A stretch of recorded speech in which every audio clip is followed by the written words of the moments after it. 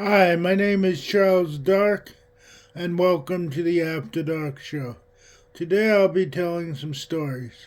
I hope you enjoy.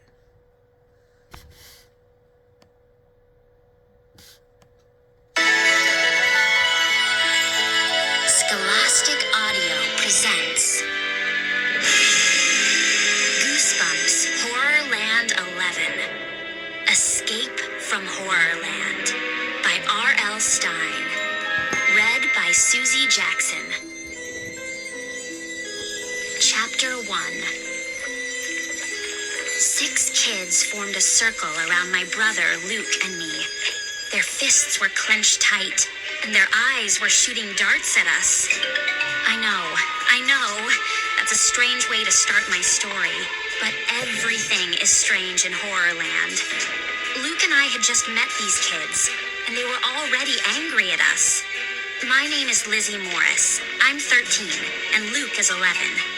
Luke and I were in Horrorland a year ago. We had plenty of scary adventures.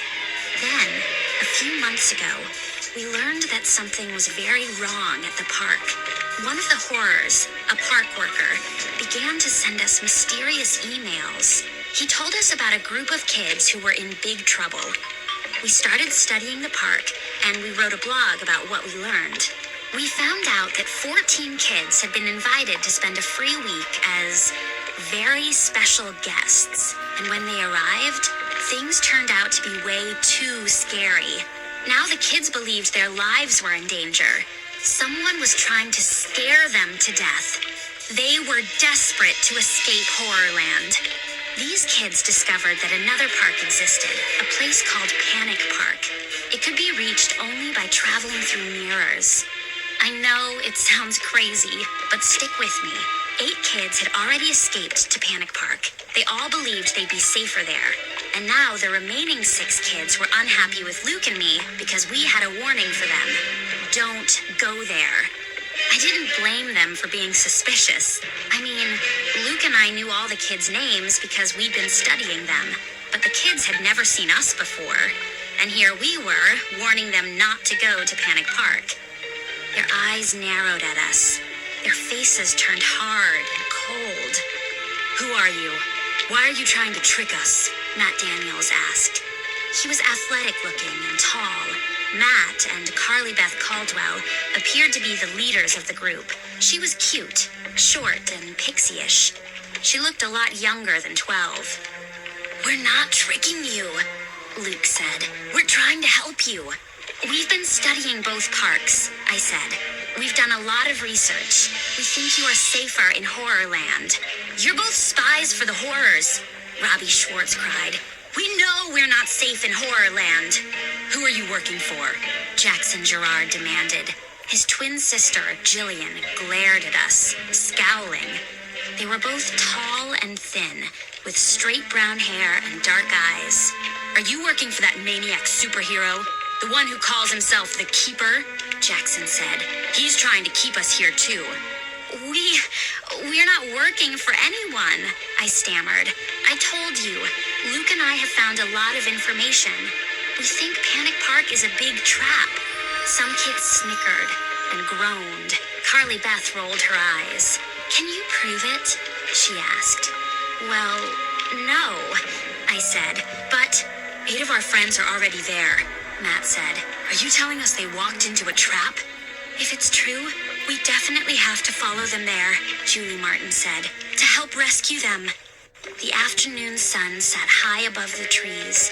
We were standing on the shore of the Black Lagoon. I could hear the howls from Wolfsbane Forest, which stretched out to my right. Robbie glanced from side to side. "We have to hurry," he said. "The horrors are searching for us. We can't stand here arguing with 2 kids we don't know." "But Luke and I are trying to help," I insisted. Jillian stepped up close to me. Her eyes burned into mine. After a long, tense moment, she turned to the others. "I read Lizzie's mind," Jillian said. "We can't listen to her. She's lying." "Huh?" I let out a gasp. "No way! I'm not!" I cried. "She's definitely lying," Jillian told them. I swallowed hard. My mouth suddenly felt dry. My hands were shaking. You can read minds? I stammered. Jillian sneered at me. My brother and I have special powers, she said. I read your thoughts, Lizzie. I know you're not telling the truth. You must be working for the horrors. And that's when the 6 kids surrounded Luke and me. I am telling the truth, I screamed. We are not working for the horrors. I could see they were desperate and frightened and angry. They closed in on us. I swear I'm telling the truth, I cried. Don't hurt us. Hey, don't hurt us. Chapter 2. Matt grabbed my brother by the shoulders. You don't want to be on my bad list, he growled. Down, boy, Luke said. I'm your friend. Lizzie and we know things about Panic Park, I shouted. Things you don't know. The kids glared angrily at us. I could feel the tension in the air. Matt held on to Luke's shoulders. She's lying, Jillian insisted. I'm reading her thoughts. I can't tell why she's lying. I just know she is. Give me a chance, I cried. Let me tell you one thing about Panic Park, okay? Go ahead, Carly Beth said. One thing. The park doesn't exist, I said. A short silence. Then they laughed. You're totally crazy, Jackson said. Julie squinted at me. If Panic Park doesn't exist, how did 8 of our friends travel there? Enough, Matt shouted. Everyone shut up. We can't stand here talking. These 2 kids are trying to keep us here so the horrors can catch us. Matt lifted Luke off the ground. Luke tried to kick him, but Matt was too strong. Let me down! Hey, give me a break! Luke cried. Julie, Jackson, and Carly Beth stepped up to me. Their faces were angry and threatening. Tell us why you're here, Jackson demanded. Before I could answer, they let out a shout. We all turned to see a tall horror come running out of the shadows. He was waving his big paws above his head as he ran. Carly Beth gasped. Her face went pale. We're caught, Matt cried. He let my brother drop to the ground. They found us. Kids turned to run, then stopped. Byron! Robbie Schwartz shouted. Hey, I don't believe it! It's Byron! The horror was big and strong looking. He wore green overalls over his purple fur. The short yellow horns on top of his head caught the afternoon sunlight. His eyes kept darting from side to side. Byron, where have you been? Matt stepped up to the big horror. What's going on? Jillian asked. No time. Byron replied, his big chest heaving. You're all okay? Did the others escape to Panic Park? They're gone, Matt said. We tried to follow them, but... You don't have much time, Byron said. The other horrors are searching every inch of Horrorland to find you. I'm the only one on your side. They're very angry. Believe me, you don't want them to catch you. What do we do? Carly Beth asked. Can you get us out of here? Byron didn't answer her. He was staring at Luke and me. Who are you? He demanded. You're not very special guests. We want to help these kids, I stammered.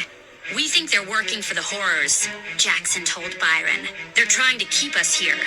We're not working for anyone, I said. We know some things about Panic Park. We don't think it's safe.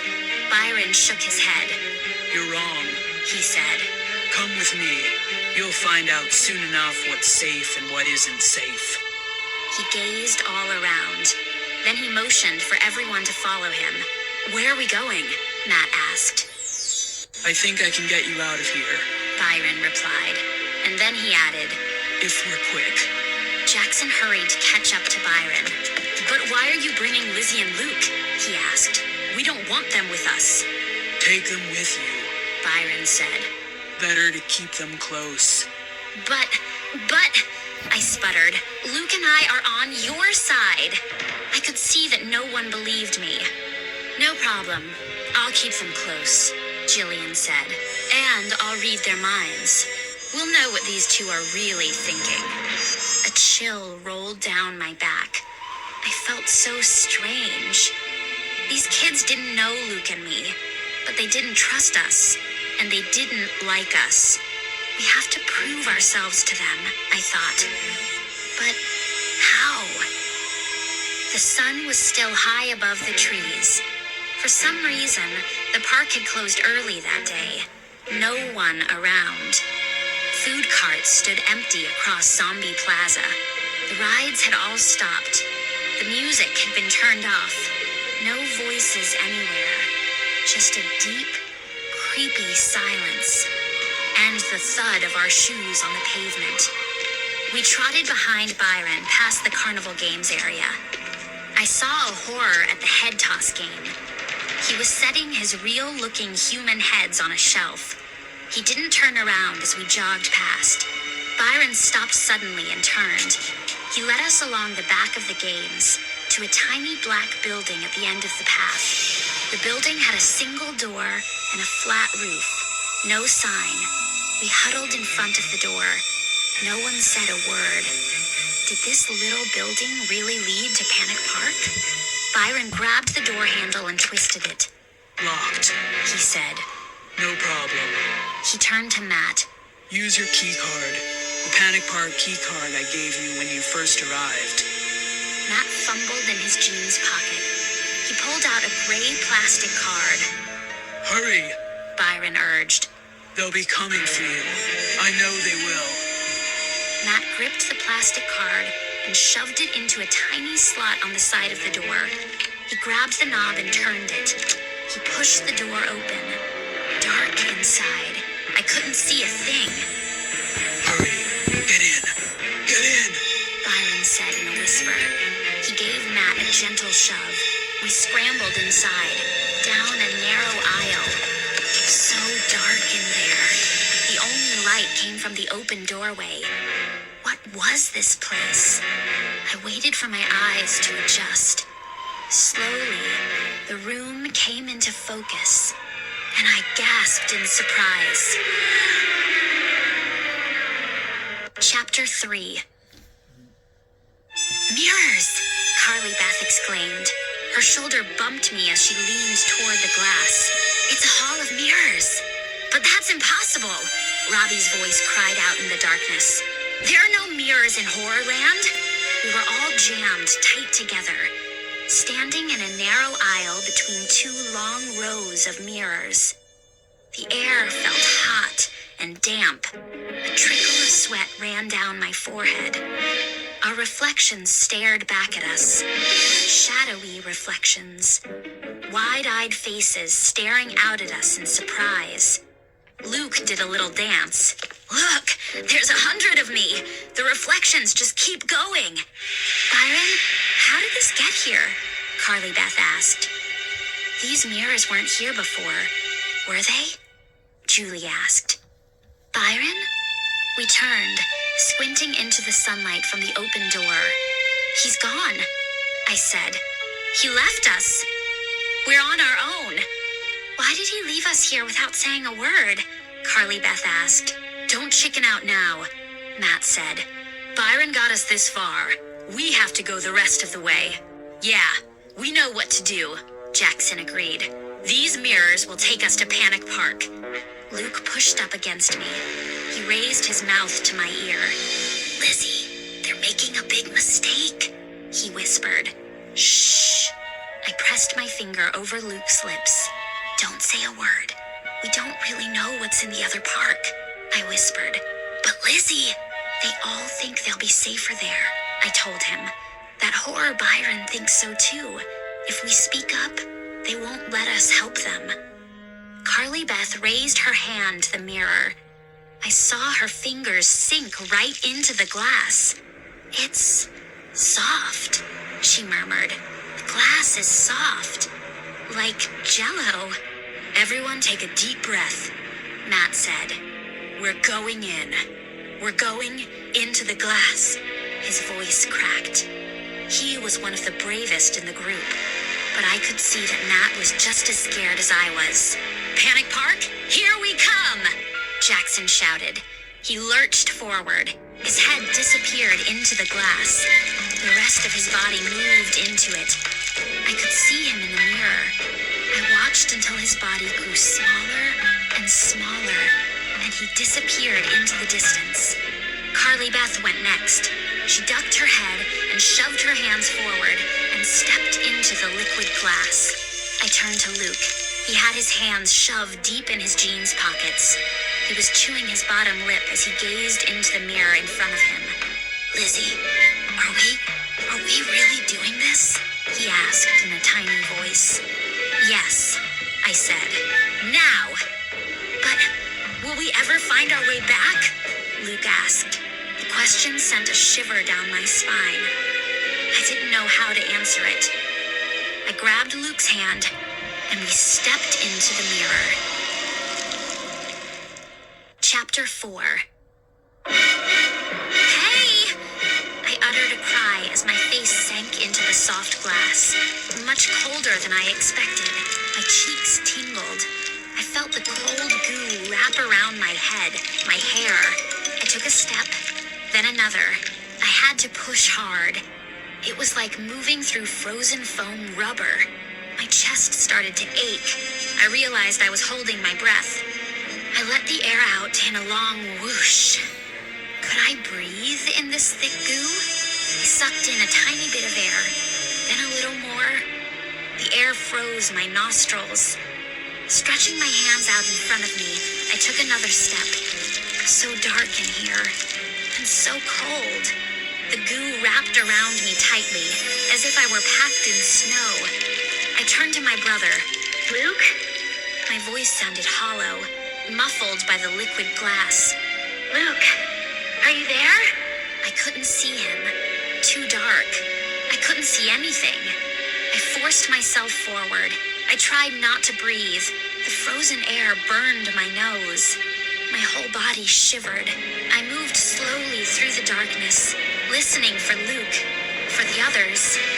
But I was surrounded by a heavy, terrifying silence. Another step. My legs were trembling. It's like walking through a nightmare, I thought. Like walking along the bottom of the ocean. All alone. All alone. Would it ever end? Then, something grabbed my hand. Something pulled me hard. I opened my mouth to scream, but no sound came out, and I went falling into the thick darkness. Chapter 5. I felt a whoosh of warm air. The heavy goo fell away from me as I stumbled forward. The blackness lifted to gray. I could see who was pulling me out of the mirror. Luke! He gave my hand one last tug, and I stumbled onto the floor. Blinking, I tried to force my eyes to adjust to the dim light. "Lizzie, are you okay?" Luke's voice rang in my ears. I couldn't shake off the deep silence. I guess, I choked out. I glanced around. The 2 rows of mirrors came into focus. Were we back where we started? Matt came staggering out of the mirror. He grabbed Jillian to catch his balance. Julie shook her head hard, as if trying to shake the goo from her hair. Luke laughed, a shrill, nervous laugh. "That was totally weird," he cried. "We're back in the Hall of Mirrors," Robbie said. "Did we do something wrong?" Matt shoved past me, along the row of mirrors to the door. He pushed the door open and peered out. "Oh, wow," he said. "I totally don't believe this. Check it out." We all stampeded to the door. A gust of fresh air felt good on my face. I squeezed outside along with the other kids. I knew instantly we were in a different park. I saw a Ferris wheel in the distance, a steep roller coaster beside it. A tent stood in a wide, grassy park. The flap was open, and I could see an old-fashioned ride with white wooden swans inside. We made it!" Carly Beth cried. "This must be the other park." "Panic Park," Julie murmured. "Do you believe it?" We're in Panic Park. I rubbed my eyes. Why is everything in black and white? I asked. No one answered. We all huddled near the door to the Hall of Mirrors and gazed around. I could see only shades of gray. The tent, the grass, the trees, the rides in the distance. It's also drab, Robbie said, like the color has been washed out. I gasped as a group of people walked by. Look, Luke cried. They're in black and white too. I suddenly realized the park was crowded. A long line of people stood outside the tent to the Swan Ride. Small groups of people moved back and forth in front of us. All shades of gray. No color. No color anywhere. Their clothes were weird, old-fashioned. None of them turned to look at us. We were still our normal colors, but no one seemed to notice. Totally weird, Carly Beth muttered. It's like we stepped into an old black and white movie. Let's get going, Matt said. We've got to find the other kids. Yeah, maybe they know what's up with this weird place, Robbie said. At least we're safe, Jillian said. We're out of Horrorland. She turned and stared at me. She expected me to argue with her, but I didn't say anything. I started walking, following Matt and Carly Beth, who led the way. We passed the Swan Ride tent. Behind it, the path led to a row of white buildings with black doors. Shadowy, gray people stood in a long line in front of a building with a grinning skull on the front. A black and white sign proclaimed, Scream House. Next to it, people stood in a circle, peering down into a deep, black pit. The sign in front of it read, Hole of Horror. This park is huge, Julie murmured. How will we ever find the other kids? I have an idea, I said. Jillian sneered at me. You want to go back to Horrorland and forget about them, right? No way, I said. Give me a break. I'm trying to help. You can help by going away, Jillian snapped. We know you and your brother are spies for the horrors. Not true, I said. I swear, you're wrong, Jillian. You're totally wrong about us. I saw a little girl walking by herself. I hurried over to her. The girl wore a gray skirt and a gray blouse. Her long, wavy hair was black. Her face was pale gray.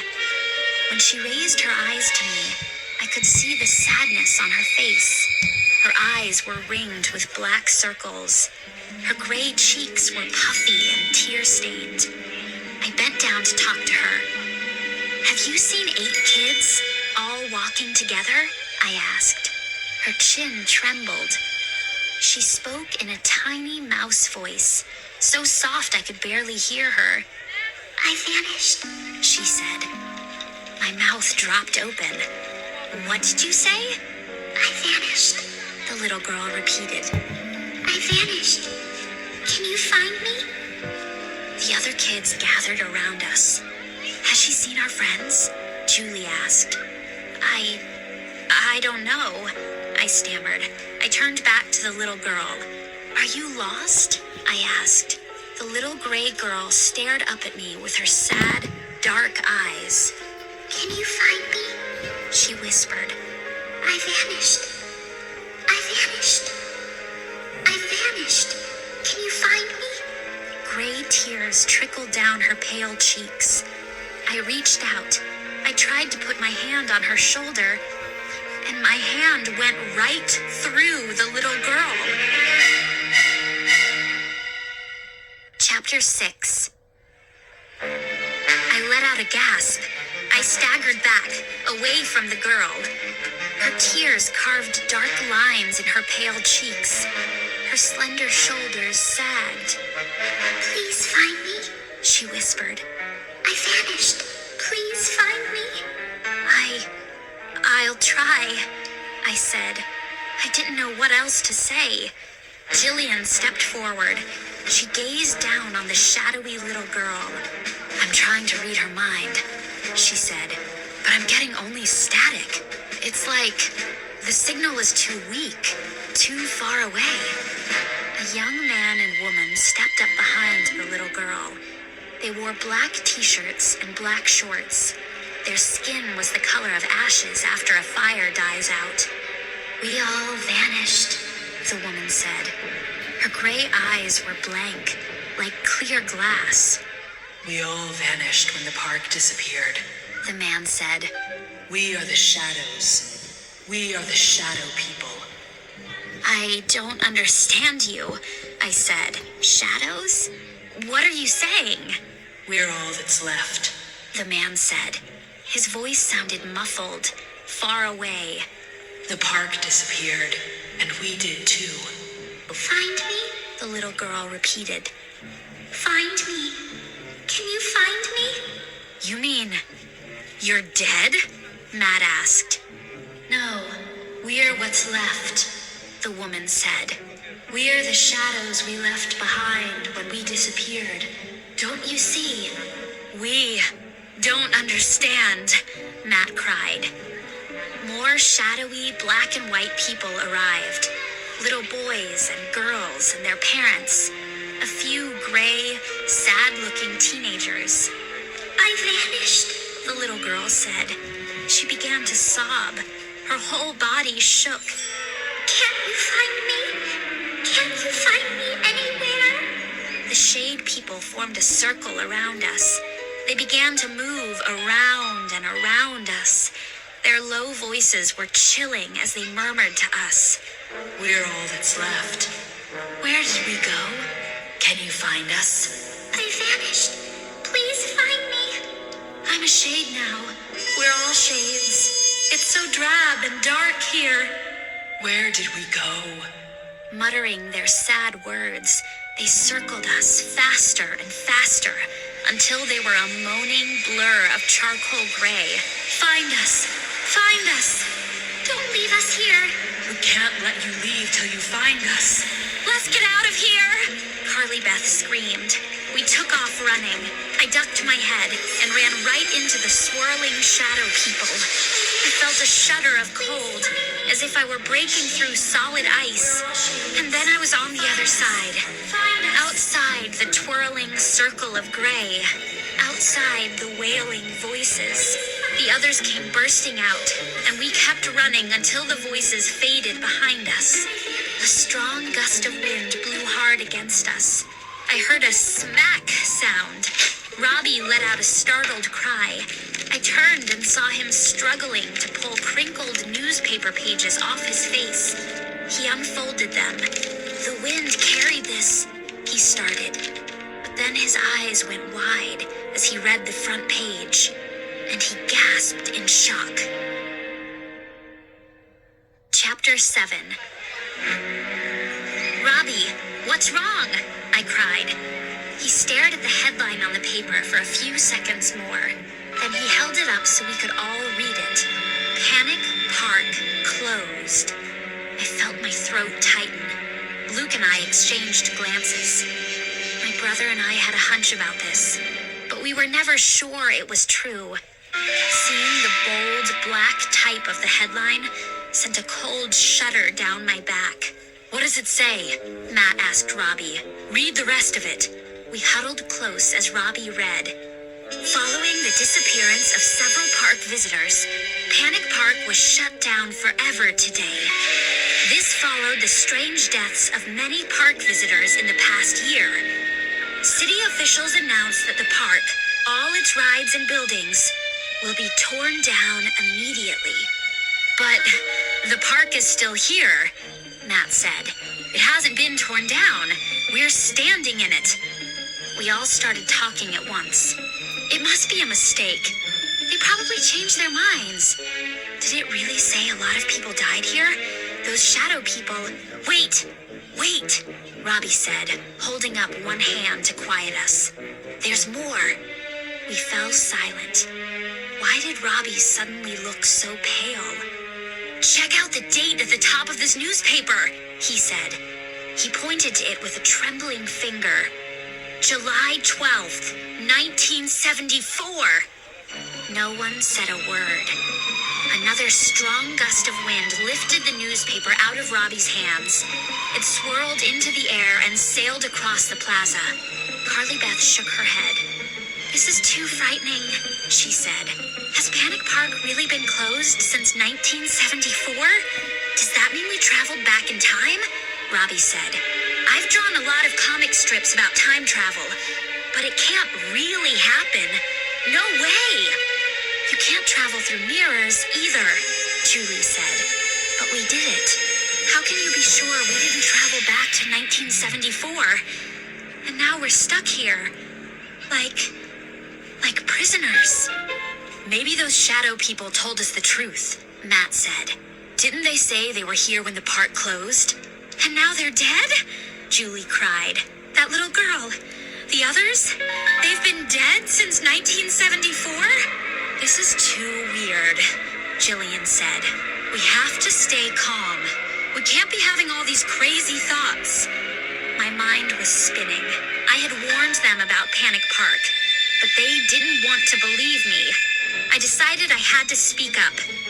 "I think we should go back to the Hall of Mirrors," I said. "I think we should go back to Horrorland." "Lizzie is right," my brother Luke quickly chimed in. "If we go back, we can find out the truth about Panic Park."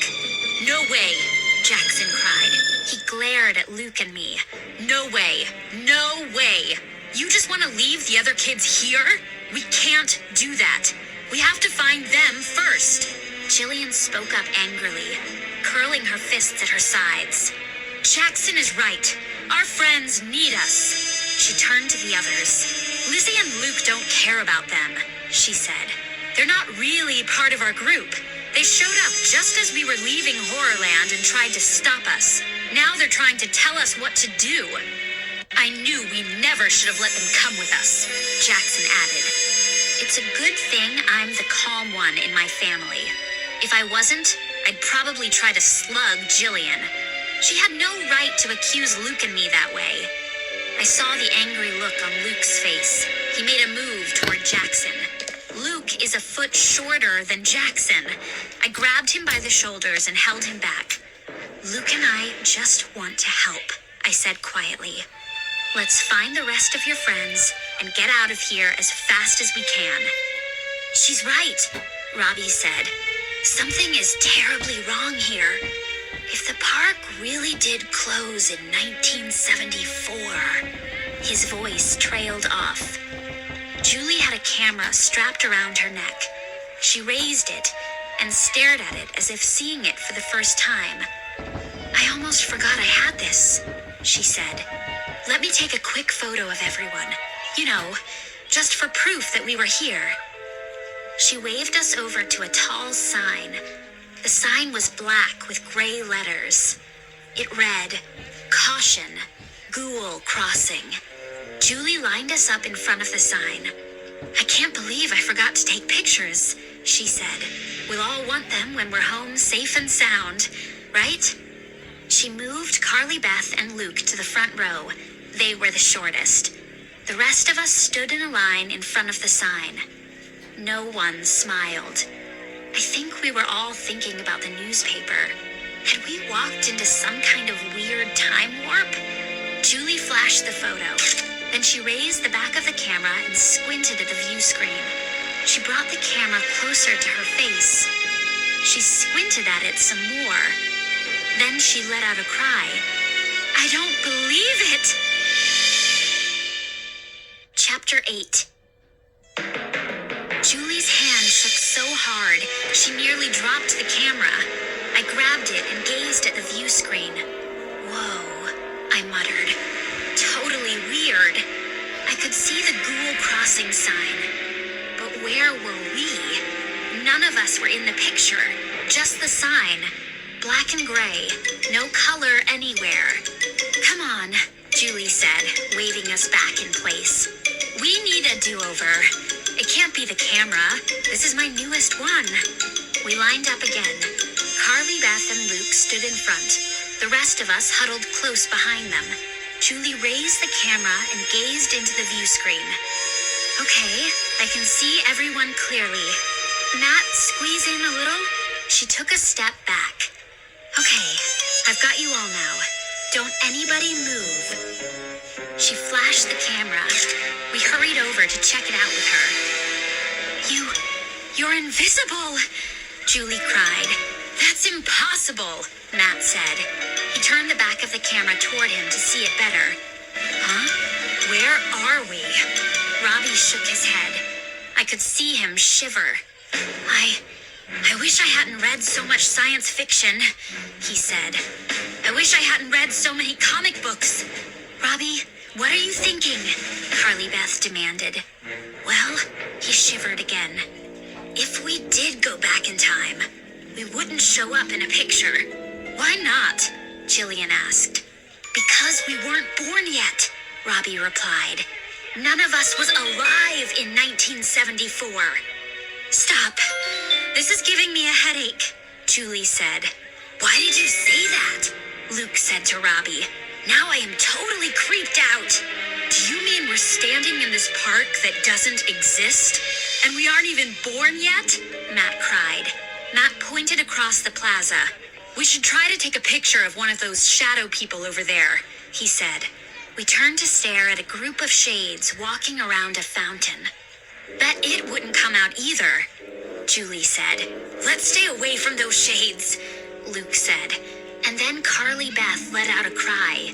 Over there! She pointed to a small, square building that looked like a log cabin. A black and white sign over the door read, Information Booth. Come on, Carly Beth said, trotting toward the cabin. Maybe someone is in there. Maybe someone can help us. Maybe, I muttered, but I didn't really believe it. My legs felt as if they weighed 1,000 pounds as I jogged to the information booth. I knew it was my feeling of dread weighing me down.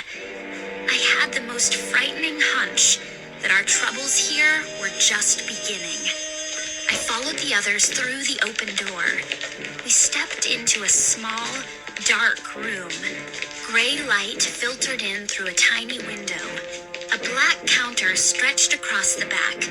Cobwebs hung down like a curtain from the low ceiling. Anyone here?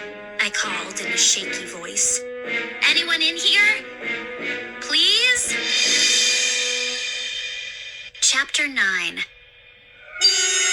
Check this out, Matt said. He picked up something from a low black table. It looked like a magazine. It's the park guide, he said. He held it up. It's in color. We gathered around. The cover was in bright reds and yellows. Matt opened it. I looked over his shoulder. I saw photos of a flaming carousel, a tall blue and green roller coaster, a bright red food cart selling human pancakes. What happened here? Matt said, gazing around the dark cabin room.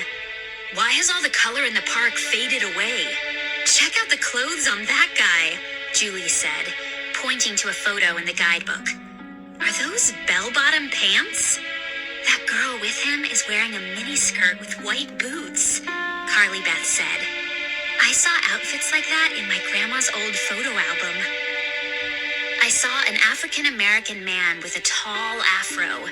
Two guys next to him had long sideburns. How old is this guidebook? Jillian asked. 3 guesses, Matt said. I'll bet you it's from 1974.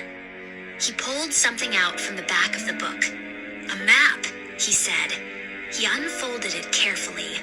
It's a map of the whole park, all in color. Maybe it will help us find the exit, I said.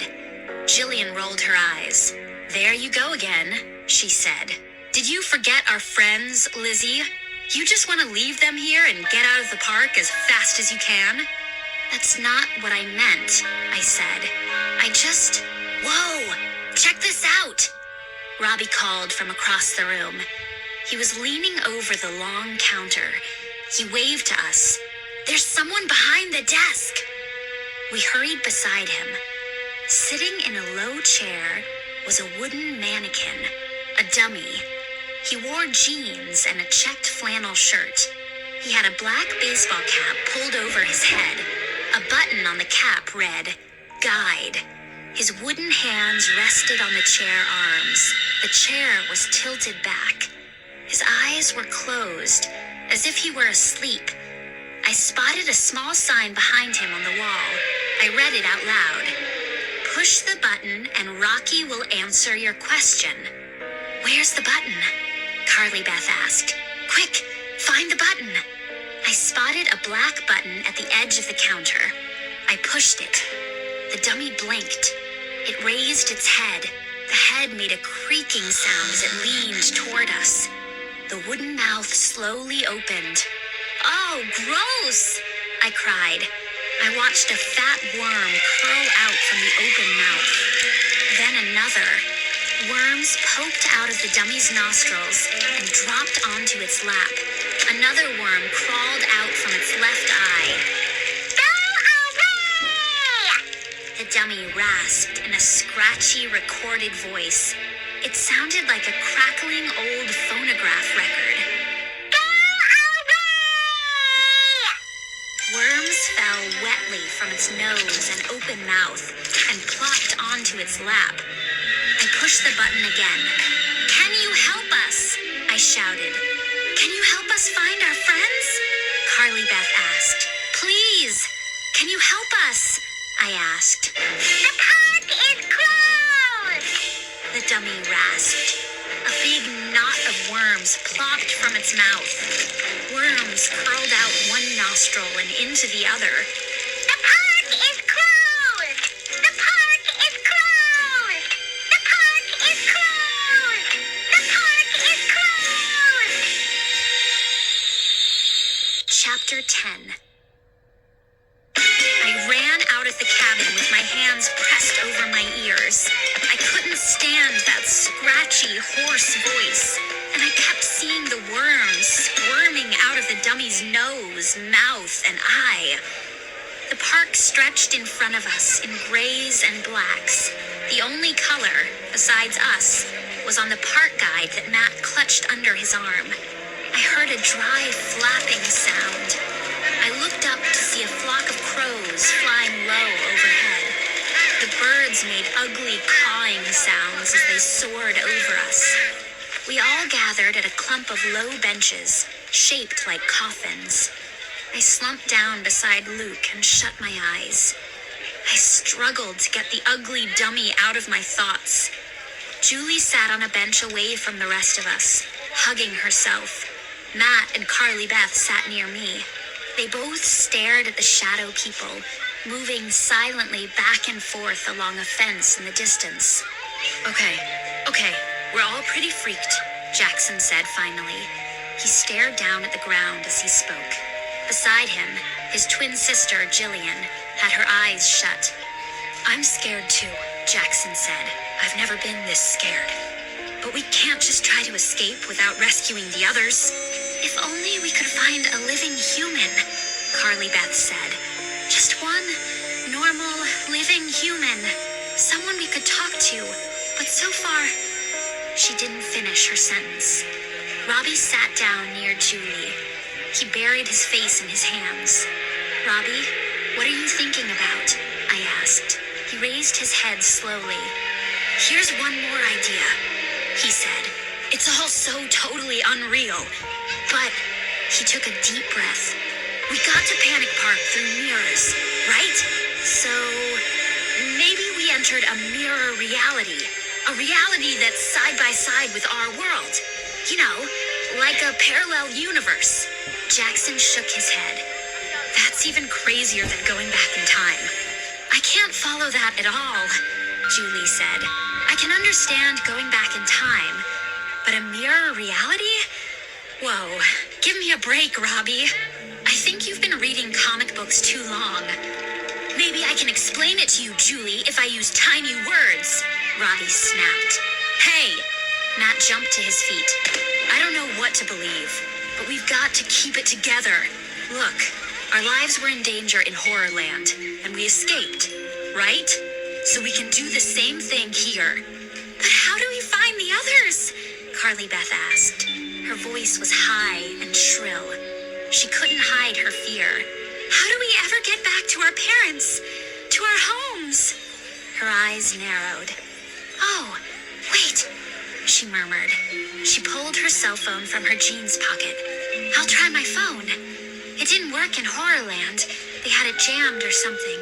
But maybe it'll work here. Maybe I can call home. She flipped the phone open and pushed some numbers. Then she raised it to her ear and screamed. Chapter 11. The phone fell from Carly Beth's hand and clattered to the ground. She grabbed the sides of her head and shut her eyes. It hurts, she moaned. I could hear the shrill squeal pouring out of her phone on the ground. It rose and fell like an ambulance siren. Julie dropped down beside Carly Beth and put an arm around her shoulders. Are you okay? Carly Beth blinked several times. My head is still ringing, she murmured. Robbie pulled a cell phone from his pocket. He dialed a number. Then he held the phone away from him as far as he could reach. We all heard the deafening screech. Okay, so our phones don't work, Matt said. But we're making progress. Robbie stared at him. Progress? Yeah, Matt said. He held up the park map and the guidebook. We have these. He spread the map out on one of the coffin tops. I just had an idea, he said. He turned to Carly Beth. Remember where we saw Brittany and Molly last? Carly Beth thought for a moment.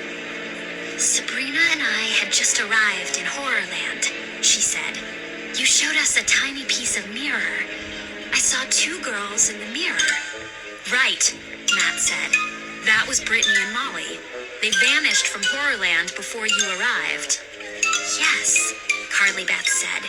We saw them riding some kind of carousel. It had flames shooting out of it, like the whole ride was on fire.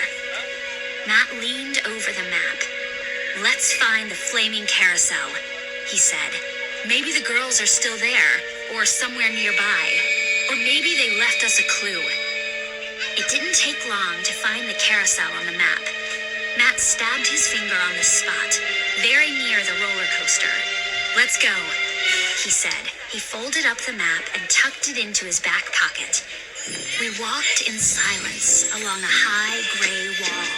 A row of dark, empty shops stood across the path. I saw shadows in the doorways. The shadows moved. They turned as we passed by. Shadow people watching from a distance. Always watching. The wind felt cold and damp. It pushed against us as if trying to hold us back. We lowered our heads and moved through the gray park. We passed low white buildings. Their doors were open, but I could see only blackness inside. A gray sign had fallen to the pavement. Most of it had rusted out, but I could read the words. Ghouls only. Shadow people floated in and out behind us. Were they following us? Squinting through the gray, I saw a tall black Ferris wheel rise up in front of us. Hey, I cried out. It's moving. Weird, Carly Beth said, stopping to stare. Who can be riding it? Matt pointed. The flaming carousel should be right over there. We began to walk faster, but a shout made us all stop. Hey, guys! Guys! Up here! I glanced up. We were passing a tall, fake mountain. It was maybe 3 or 4 stories high. The mountainside was rocky and had patches of fake snow all the way up. A boy and a girl waved frantically to us from a cliff at the top of the mountain. Hey! Matt! Carly Beth! Up here! They were both tall and very thin. They both had straight black hair. And even from down below, I could see the flash of their blue eyes. Billy! Matt shouted. Sheena! How did you get up there? Are the others up there with you? I don't think they could hear Matt. They kept waving and shouting. Up here! Up here! Matt turned to the rest of us. It's Billy and Sheena Deep. He cupped his hands around his mouth and shouted, "We're coming! Don't move! We're coming to get you!" A narrow path circled the mountain, heading toward the top.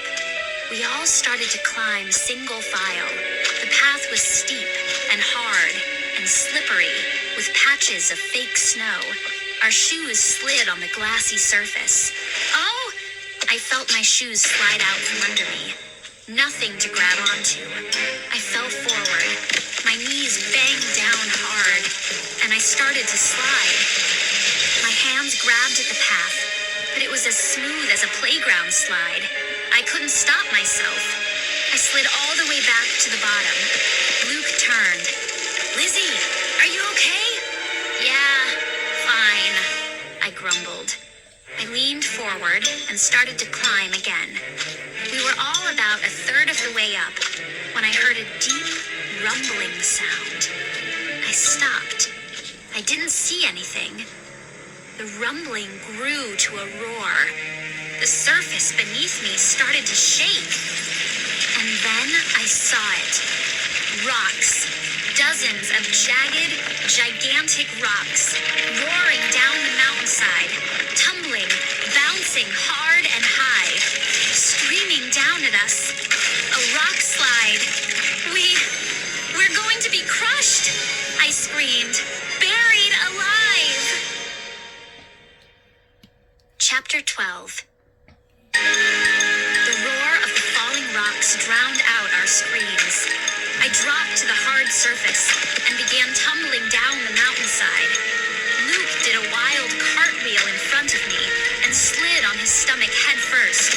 "No!" I screamed as a jagged rock as big as me bounced over my head. Smaller rocks clattered past me as I fell. I could see the other kids falling, scrambling, sliding down the mountain. Rocks banged and bumped and bounced close, just missing us. A few seconds later, I landed in a heap at the bottom of the mountain. Rocks fell all around me. I ducked down and covered the back of my head with my hands. The ground shook. I raised my head, in time to see a huge round rock roar down at me. Ow! It hit the top of my head. I waited for the crushing pain. Waited and started to laugh. "It's paper mache or something," I shouted over the clattering and bumping of falling rocks. "It can't hurt us at all." Finally, the rock slide ended. We all climbed to our feet, shaking our heads. Some kids were laughing. I knew everyone was happy to be alive. Matt and Robbie started tossing fake rocks at each other. It became like a snowball battle with everyone joining in. "What about Billy and Sheena?" Carly Beth shouted. "Everybody, stop! Did you forget Billy and Sheena?" I raised my eyes to the cliff at the top. Billy and Sheena stood up there, leaning down, watching us. "Wait, that's weird," I said. "Do they look farther away or what?" Luke quickly agreed. "You're right, Lizzie. The mountain, it's taller." "They do look farther away," Julie said. "It's some kind of optical illusion, right?" Matt cupped his hands around his mouth again and shouted to them, "Don't worry, we're coming!" He led the way as we began to climb again. The path was super slippery now. We kept slipping and sliding back. Ow! My feet slid out from under me again. I landed with a hard thud on my back. It knocked my breath out. I struggled to sit up. And as I gazed to the top, Billy and Sheena looked even farther away. "Help!" Carly Beth let out a scream as she lost her balance and fell. She made a wild grab for Robbie and pulled him down with her. We couldn't stop them. They rolled all the way down to the bottom. "It's too slippery," Jillian cried. "And look!" She pointed at the tiny figures of Billy and Sheena. "The higher we climb, the farther away they are," Robbie said. "Is the mountain growing?" Julie asked, gazing straight up. Or is it some kind of special effect? It doesn't matter, I said. We can't reach them by climbing. We'll never get up to the top. Lizzie is right, Matt said. We need a better plan. Maybe... Whoa! Before he could finish, he slipped. His feet shot out in front of him, and he hit the ground hard on his back. Luke reached for him. Too late. We all watched Matt slide down to the bottom, screaming the whole way. He landed headfirst next to Carly Beth and Robbie. The rest of us made our way down carefully. Billy and Sheena were shouting to us from the mountaintop, but they were too far away. We couldn't make out their words. I turned and watched them wave their hands above their heads. Did they think we were going to leave them there? We huddled together, gazing up at them, trying to think of a way to get to them. Maybe some kind of vehicle, Robbie said. Some kind of four-wheel drive Jeep or something. Matt laughed. Good luck finding one, he said. Well, how did they get up there? Carly Beth asked, pointing at Billy and Sheena. Another flock of cawing crows flew over us. I felt a chill. The sun was high in the sky, beaming down on the tall mountainside, but it cast no yellow light. Everything was a shade of gray, and the gray was actually making me dizzy. I'm in a different, frightening world, I thought. A world with no color, no warmth at all. And then Jackson spoke up, shaking me from my grim thoughts. I know what we can do, he said, glancing at his sister Jillian. Of course, Jillian cried. Jackson, we should have thought of this before. Chapter 13. Jackson raised his eyes to the two kids at the top of the mountain. Wisps of gray fog floated overhead, making it hard to see them. Jackson crossed his arms tightly over his chest. He narrowed his eyes and stared. He clenched his jaw as he concentrated. Jillian must have seen the confused look on my face. She leaned toward me and whispered, Jackson has powers. He can make things move. Jackson moaned to himself. He gritted his teeth, concentrating hard. And a few seconds later, Billy and Sheena came shooting down through the wisps of fog. They were both screaming in shock. Their black hair blew above them as they dropped. The fog appeared to part. Kicking their legs and thrashing their arms, the two kids came rocketing down toward us. Faster, dropping faster, screaming the whole way. I had this horrifying picture in my mind. The two of them crashing to the ground, splattering at our feet. I sucked in a deep breath and held it. My heart thudded in my chest. Billy and Sheena hovered above us for a few seconds. They came to a complete stop in the air. Sheena's hair fell over her face. Billy's long scream ended with a sharp intake of breath. Jackson cried out, and his hands shot above his head. Then he waved the two kids down, waved them slowly down, as if they were on wires. They landed gently on their feet. Billy swallowed hard. His eyes were bulging. He was panting like a dog. He held on to his sister, as if trying to stay on his feet. Sheena took a shaky step toward us. She brushed back her hair and smiled. Wow, she said. That's the best ride yet. We all laughed. Some kids cheered. Matt slapped Jackson on the back. Way to go, dude. We gathered happily around Billy and Sheena. We all shouted our questions at once. What happened? How did you get up there? Where are the others? Are they okay? Why were you on the mountain? Sheena raised a hand to silence us. She turned to Jackson. How did you do that? She demanded. How did you bring us down? Jackson grinned at her. It's easy if you know how. he said. Sheena turned to the rest of us. I don't know where the other kids are, she said. We lost them. We got separated.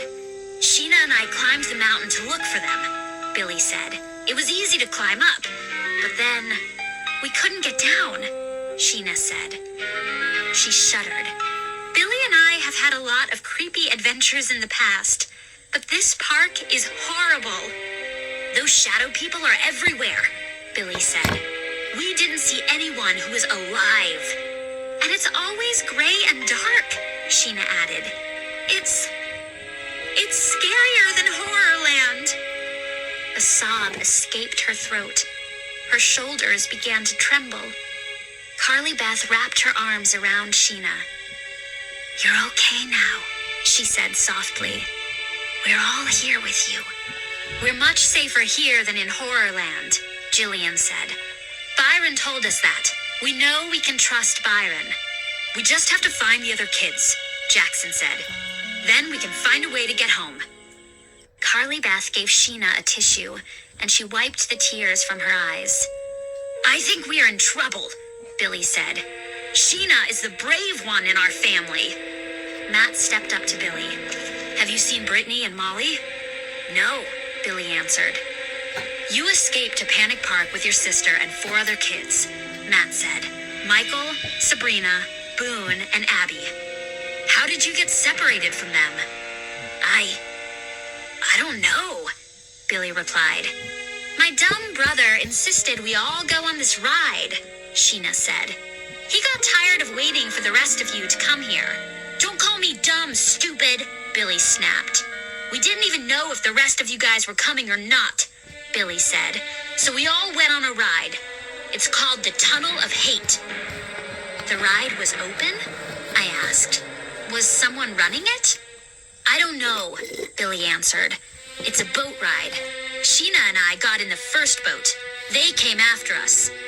It seemed like fun at first, but then it got weird. Billy and I wanted to get out, Sheena said. But when we turned around to look for the others, they were gone. They disappeared, Billy said. They weren't in the tunnel. We searched for their boat. We couldn't find them. So we got out and looked for them, Sheena explained. We wandered around the park. It's so totally creepy. And those frightening shadow people kept following us, watching us. We didn't know where to look, Billy said. So we climbed the mountain. We thought we'd have a better view up there. But we didn't see them. Whoa. Wait a sec, Matt said. He locked his eyes on Billy. You didn't see the other 4 kids anywhere else in the park.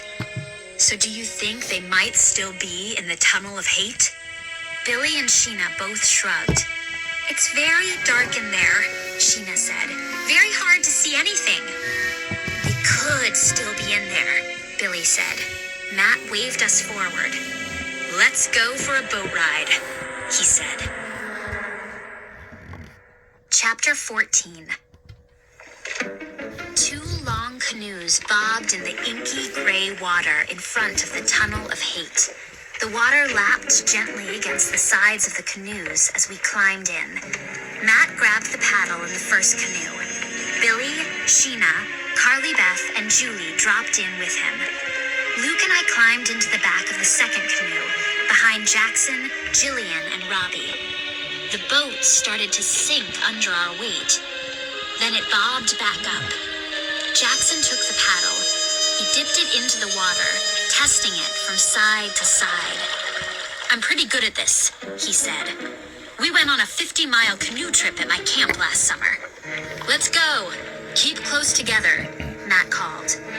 The canoes rolled slowly into the low tunnel, staring into the blackness. I thought there was no light at all. But a few seconds later, my eyes adjusted. I could see the low tunnel roof and dim pinpoints of light in the water ahead of us. We sat in silence, staring straight ahead. The only sound was the steady splash, splash, splash of the paddles as Matt and Jackson pulled us deeper into the tunnel. The narrow waterway ran straight, No bends or curves. The dark water was gentle and flat, lapping softly at our sides. What a boring ride, I thought. I don't see anyone else in here, Carly Beth murmured. The tunnel is empty. This is a waste of time, Robbie said. Give it a chance, Matt said, paddling hard. We don't know how long this tunnel is. The others could still be lost in here. That's stupid, Robbie snapped. Matt stopped paddling. Who are you calling stupid? He shouted. The canoes bobbed side by side. Don't start arguing, Jillian said. Shut up, Matt screamed at her. You shut up, Jillian cried. What's your problem, fat face? Don't call us names, dirt breath, Robbie shouted at Jillian. Suddenly, Billy took a swing at Matt. Matt ducked, and Billy nearly toppled over the side of the canoe. Stupid jerk! You want a piece of me? Matt screamed. He punched Billy hard in the chest. Billy groaned and slumped to the canoe seat. Everyone started screaming at once. Luke turned to me angrily and shook his fist. This is all your fault, Lizzie! I never wanted to come here! My fault? I cried. You little mouse-faced wimp! Luke grabbed at me. The canoe rocked hard to one side. Stop it! Stop it! Carly Beth screamed. She turned to Julie. Stop shoving me, you big baby! I'm a baby? Julie shrieked. You idiot! You're a big baby and a scaredy cat. You think you're so cute because you look like a little elf, but you're a total creep. Jerk! Carly Beth screamed at Julie. Big butt face! She gave Julie a hard shove with her elbow. Stop it! I screamed. Stop it, you morons!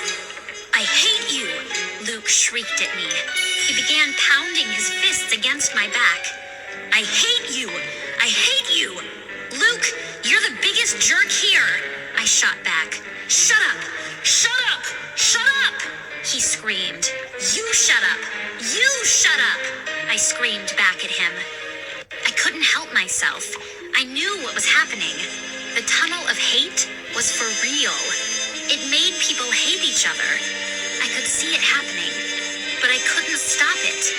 And I could feel myself hating everyone, even my brother, Luke.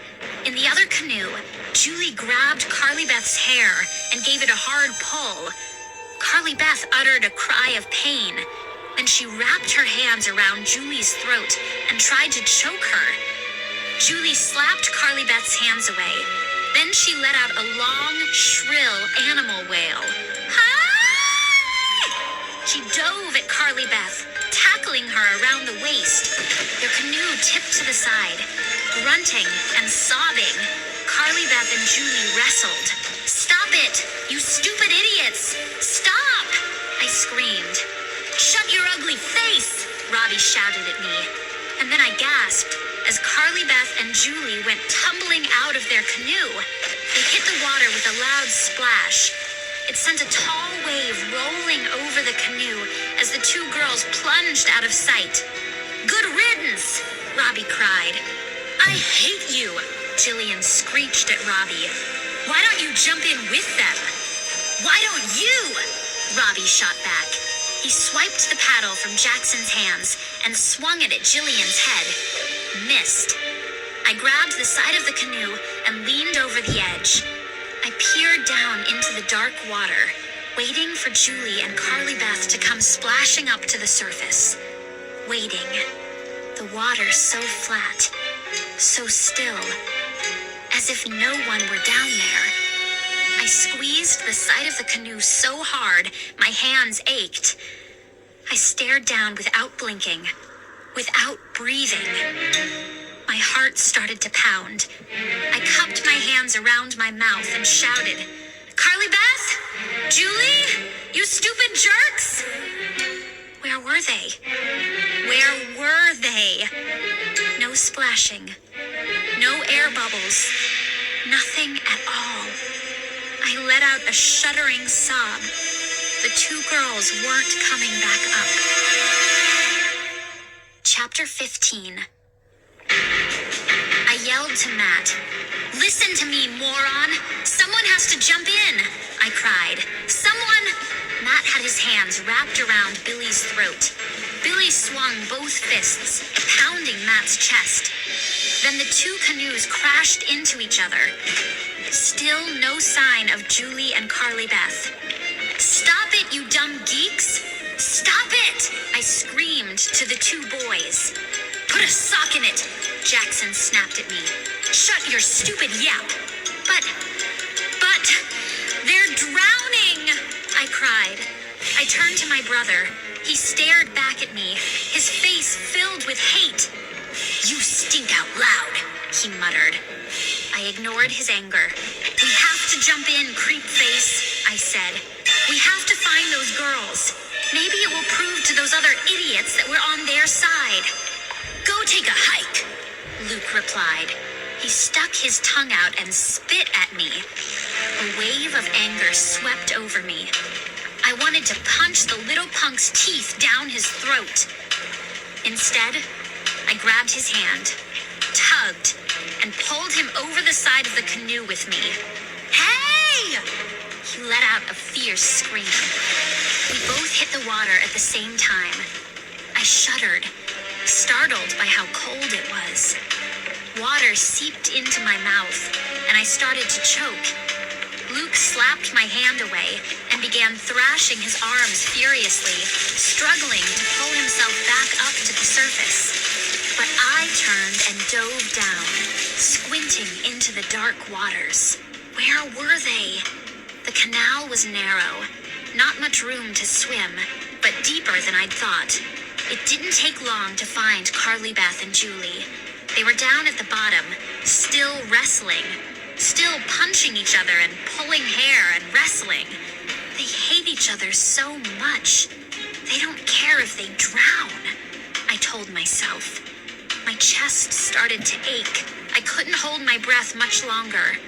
I turned and saw Luke at my side. He kept fading in and out, ghostly in the dark water. I motioned to him, and he followed. He grabbed Julie by the shoulders and tried to pull her away. I wrapped my hands around Carly Beth's waist and pulled. The girls tried to shove Luke and me away. They were furious that we were trying to break up their battle, but I wouldn't let go. My chest felt about to burst. Every muscle ached. I pulled Carly Beth away from Julie and rose up to the surface. We both burst over the water, sputtering and choking. I gasped in breath after breath. I gave Carly Beth a big push. She slumped limply into our canoe. She didn't have any fight left in her. Brushing my wet hair from my eyes, I turned and helped my brother shove Julie into the other canoe. Then I grabbed his hands and tugged him into our canoe. I was drenched, cold and shivering. My wet clothes clung to my body. I couldn't catch my breath. I glanced up to see Matt in his canoe holding the paddle above his head. "Toss the girls back in," he shouted to me. "Go ahead. If they want to swim, throw them back in. Do it."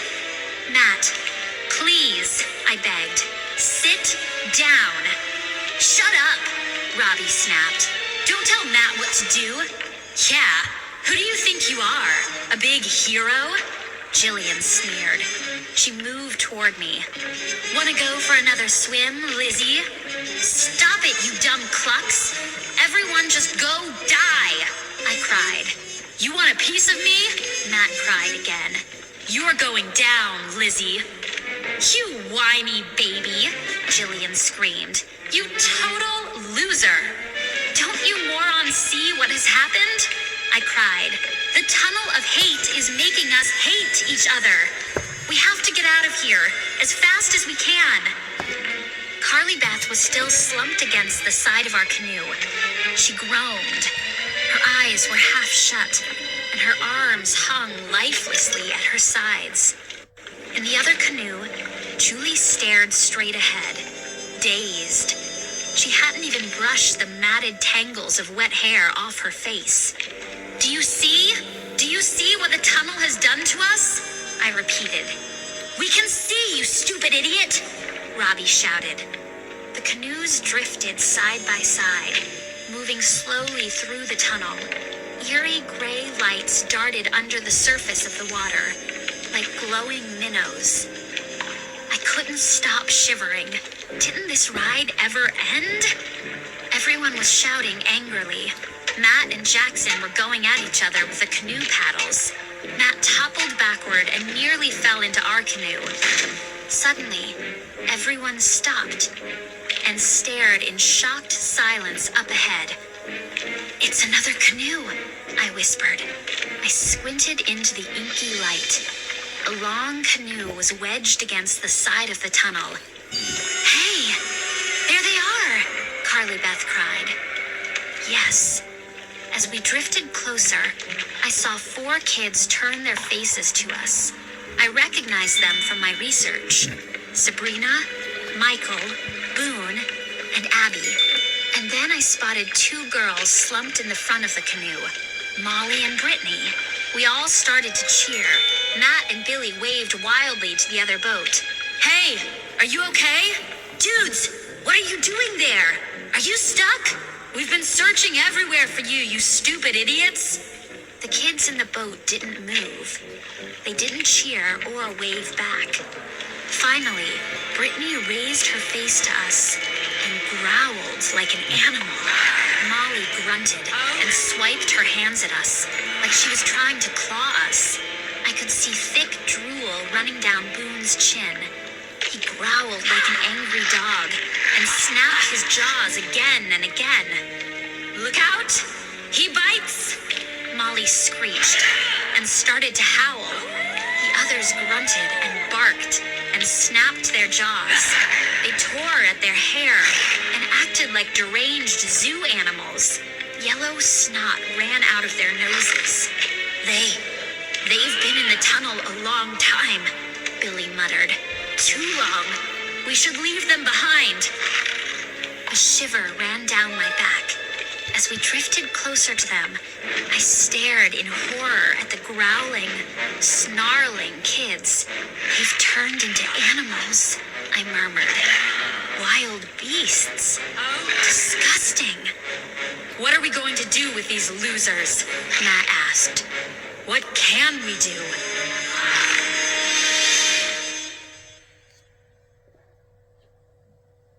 Chapter 16. Our canoes drifted closer to them. Boone stood up in the long boat and pounded his chest like a gorilla. He was big and strong-looking. His eyes were wild, and his face turned red with rage. He let out a roar and pounded his chest some more.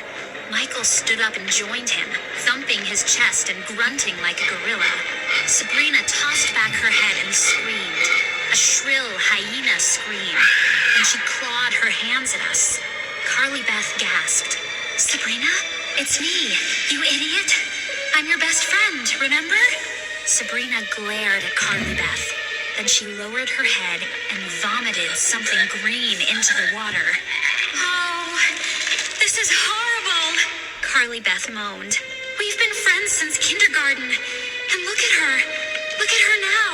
She's a loser. Sabrina giggled and vomited again. Watch out, I screamed.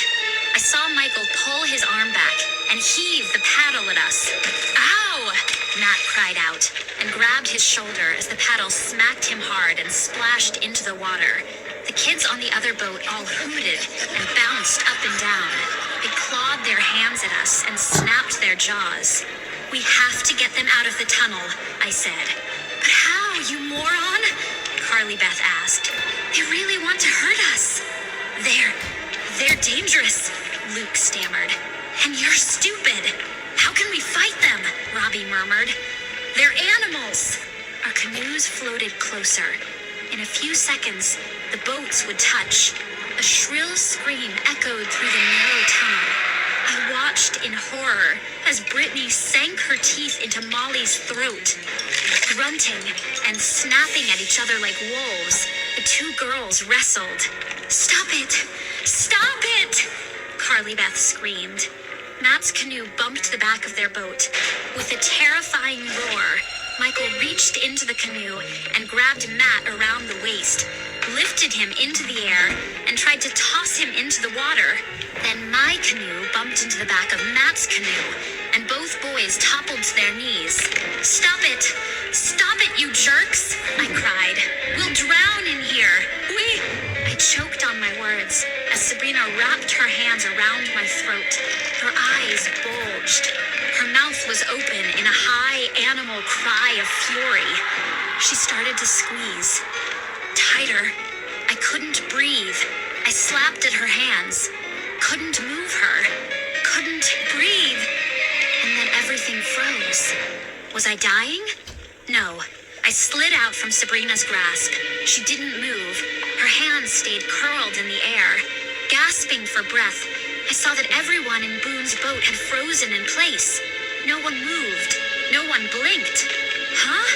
My heart still pounding, I turned and saw Jackson staring hard at the frozen kids. His eyes were locked in a steady gaze. His jaw was clenched. He concentrated hard. "Stop staring at me, you loser. I'm using my powers to hold them still," he said. "Quick, pull their canoe away from the side. We'll push them out of the tunnel." That's just what we did. Matt and Sheena leaned over the side and tugged Boone's canoe free. Then we paddled hard, pushing their boat ahead of us. Jackson kept his gaze on the frozen kids, concentrating his powers on them. I could see that it was a struggle. Sweat poured down his forehead. He gritted his teeth so hard, his cheeks turned bright red. It seemed to take days. The tunnel stretched straight ahead, black except for the tiny darting lights in the water. No one spoke. The only sound was the splash of the paddles and the gentle lap of the water against the sides of the canoes. Finally, I saw a circle of gray light up ahead, the tunnel exit. Dark trees came into view, a couple of buildings. Our 3 canoes bobbed out into the light. Jackson got us to a wooden dock. I jumped to my feet. I couldn't wait to get on land. Jackson finally shut his eyes. He let out a long sigh. The frozen kids began to move, stretching their arms, their necks. Boone squinted at us. I could see the confusion on his face. What happened back there?" he asked. "Where did you guys come from?" Abby demanded, brushing her hair into place with her hands. "I didn't see you. How did you find us?" They didn't seem to remember what the tunnel had done to them. I knew I'd never forget it. I took some long, deep breaths. I could feel the hate sliding off me, fading away. "Sabrina, I'm so glad you're okay," Carly Beth said. She rushed forward to hug Sabrina. "Do you feel normal now?" Sabrina nodded. I guess. We all scrambled onto the shore. I gazed around. We were standing on the edge of a large grassy circle. On the other side of the circle stood rides and other attractions. All dark, all empty. Behind the rides, a tall building rose up. It looked like a castle. Wisps of fog swam in front of its twin towers. The black roof slanted sharply down, with small round windows along the top. Carly Beth and Julie stepped up to Luke and me. "Thank you," Carly Beth said. "You know, for jumping in after us." "Thank you for saving our lives," Julie said.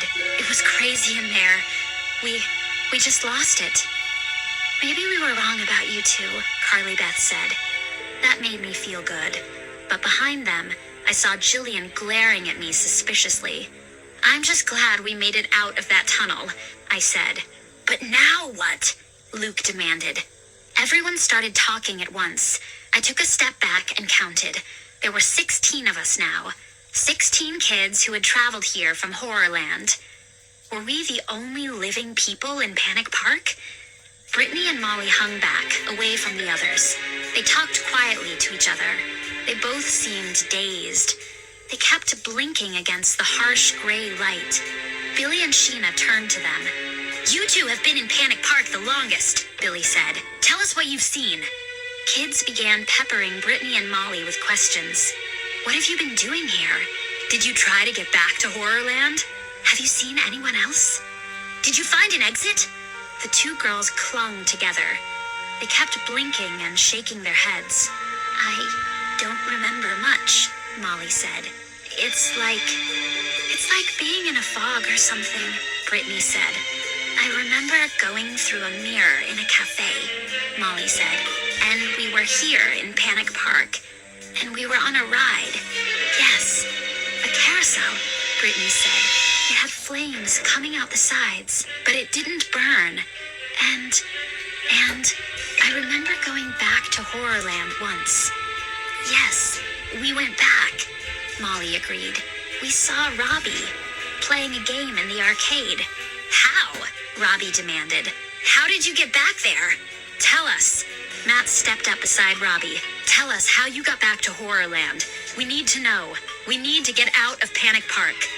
The girls stared blankly at us. I don't remember, Brittany said. Her chin trembled. I feel so weird, like my brain is in a cloud or something. Molly shook her head. I don't remember either. I feel like I'm sleepwalking, or not really awake. Then I saw the park guide. Matt had folded it up and stuffed it into the back pocket of his jeans. Matt, the guide, I said, pointing. It will show us an exit. He pulled the booklet from his pocket and opened it. The park map fell out with it. I picked it up and started to unfold it, but I stopped when I saw a flash of color, green and purple, moving toward us through the black and white park. It took me a few seconds to realize I was staring at a Horrorland horror. Byron! Carly Beth shouted as the big creature came running full speed across the pavement. His big chest was heaving under the bib of his green overalls. He was breathing noisily. Thank goodness I found you, he cried in his booming, deep voice. But Carly Beth turned on him angrily. You tricked us, she shouted. The others were angry too. This park is terrifying. How could you send us here? It's more dangerous than Horrorland. We were nearly killed, Julie cried.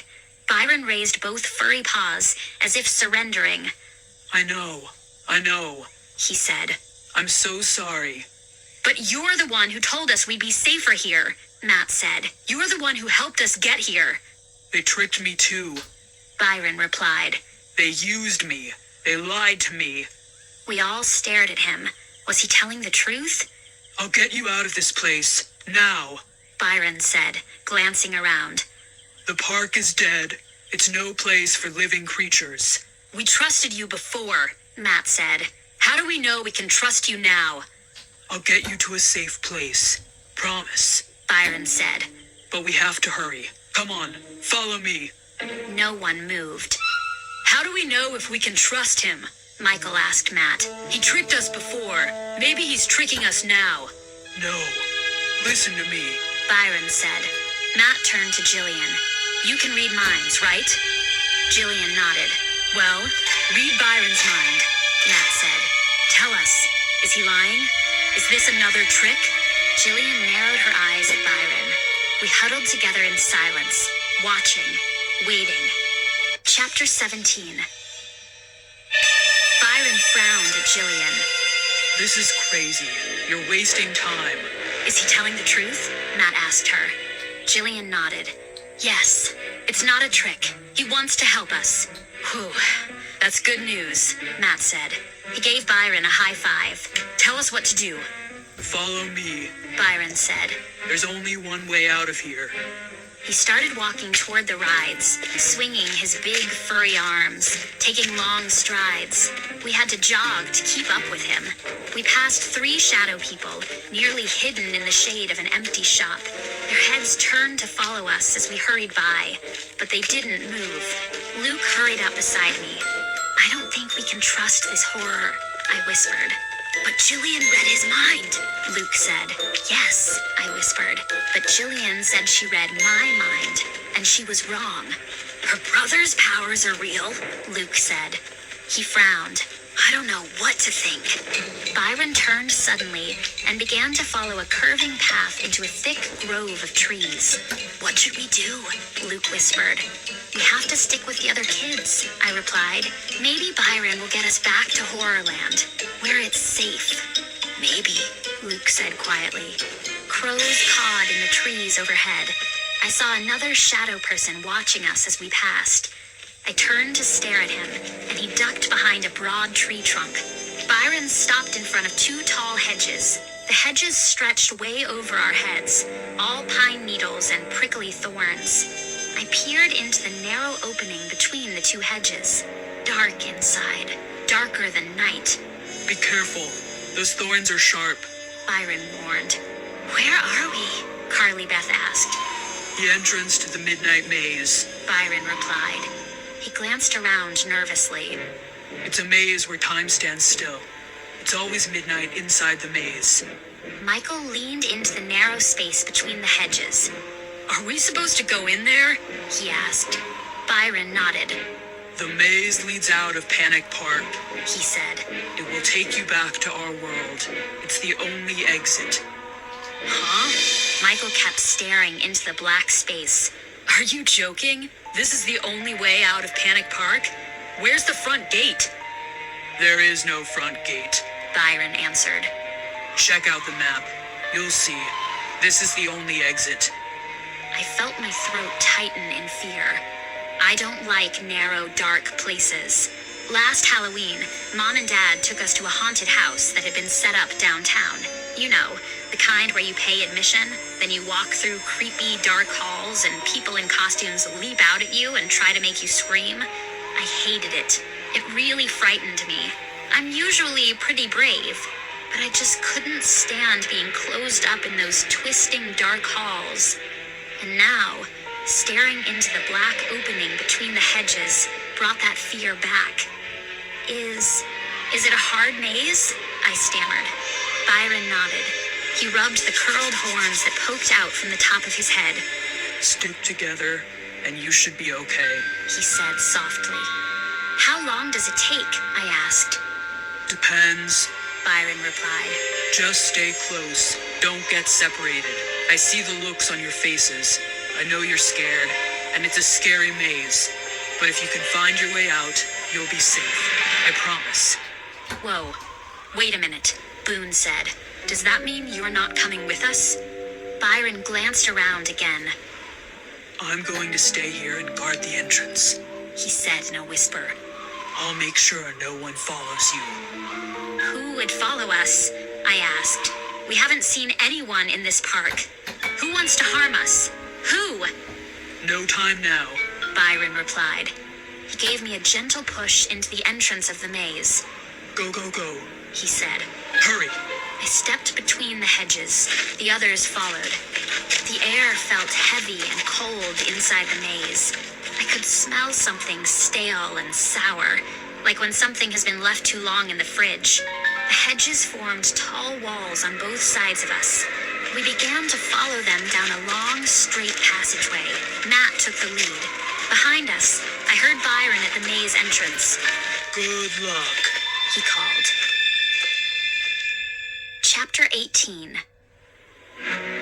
We walked slowly, following the hedge walls. Tall, leafy trees overhead blocked the light from the sky, making it as dark as midnight. The passage was so narrow, we had to walk in single file. Watch out! It turns here, Matt called from the front of the line. The ground beneath us was soft and damp. My sneakers sank into the dirt.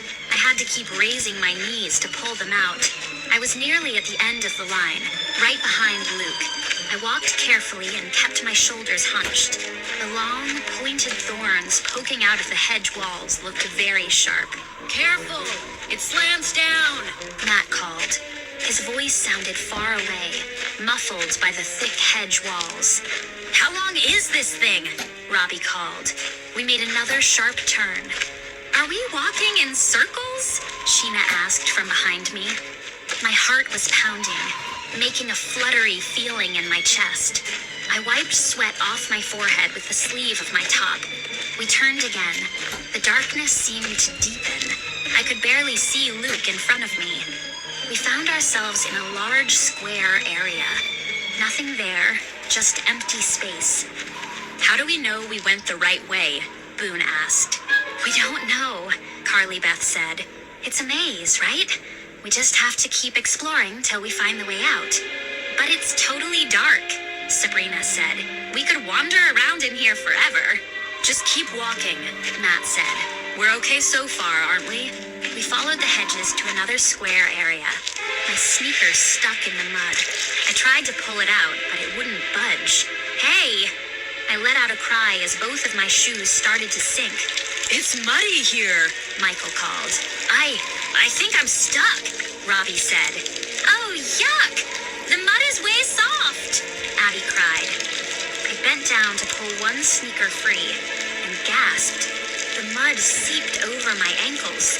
I was sinking fast. It's like quicksand," Abby cried. "Oh, help!" I felt the mud rise up on my legs, thick and wet. It felt so cold. I slapped at the mud, and it stuck to my hands like cold pudding. My knees were covered. I couldn't move my legs. Through my jeans, I felt the cold mud wrap around my thighs. Kids began to scream and cry out for help. Ahead of me, I saw Billy reach for the hedge to help pull himself out. But he screamed and jerked his hands back as thorns cut into his skin. "We're going to drown in this mud," Michael cried. "Don't move," Carly Beth shouted. "The more you move, the faster you sink." "We have to move," Julie cried. "If we don't move, we'll just go under slower." "It's like it's alive," Billy screamed. "The mud, it's pulling me. I can feel it pulling me down." Fear choked my throat. I sucked in a shuddering breath. The cold mud was sliding over me. Soon it would be packed around my waist. I slapped at it again, tried to push myself up, but my hands sank into the thick, cold goo. Kids were screaming and struggling. "Help! Somebody, help pull me up! It's so thick, like cement."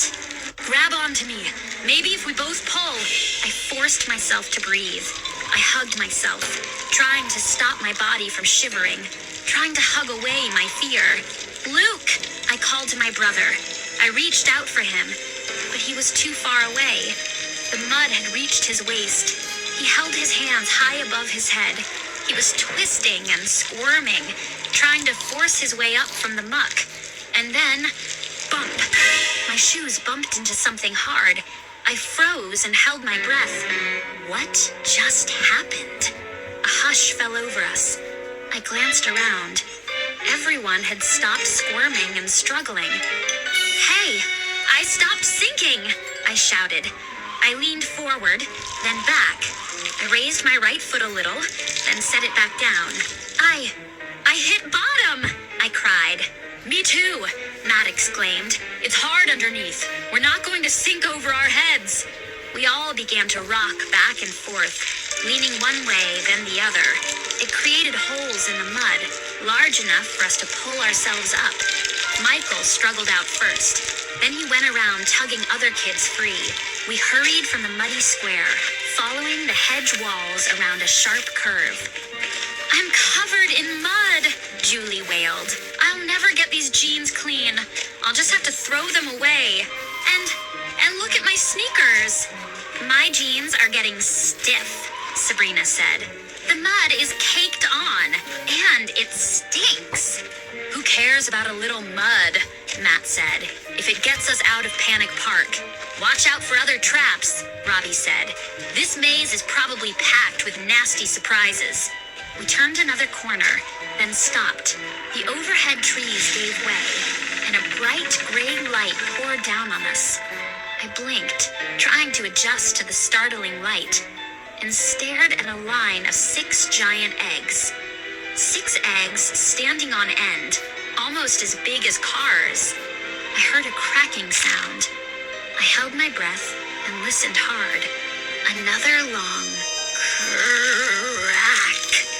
I saw a jagged slit in the egg on one end of the line, and then more cracks along the speckled white shells of the other huge eggs. The eggs were hatching. Is this for real? Carly Beth cried. Are they dinosaur eggs? They've got to be fakes, Robbie said. Michael stepped in front of us. No, stand back. He waved his big arms in front of him, motioning us back. Another loud cracking sound. A ragged chunk of eggshell fell to the ground at Michael's feet. I recognize these eggs, Michael said. Crack. Crack. These are monster eggs. There are monsters in there. I had to fight them. Back home. I had to become one. How totally weird, I muttered. I couldn't take my eyes off the cracking shells. The eggs were taller than me, and the way they glowed in the eerie gray light, the way they glowed, drew me closer. I couldn't help myself. They were so interesting. Without realizing it, I stepped up to one of the eggs.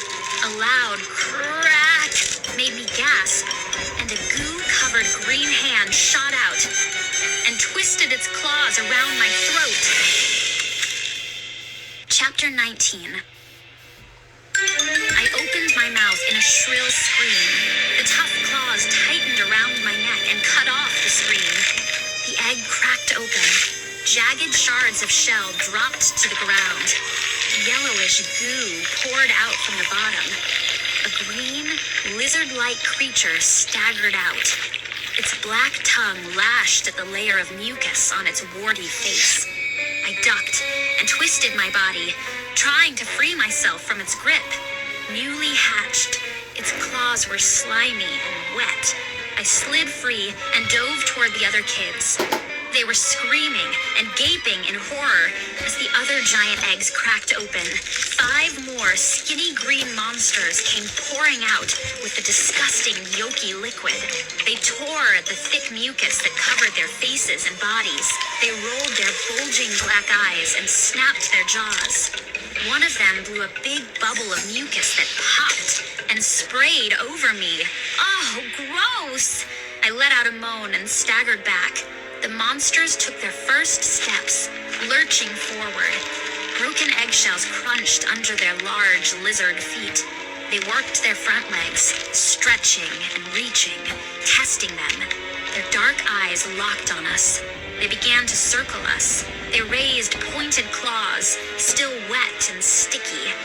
Low growls rumbled from deep in their bellies. This isn't fake, Carly Beth muttered.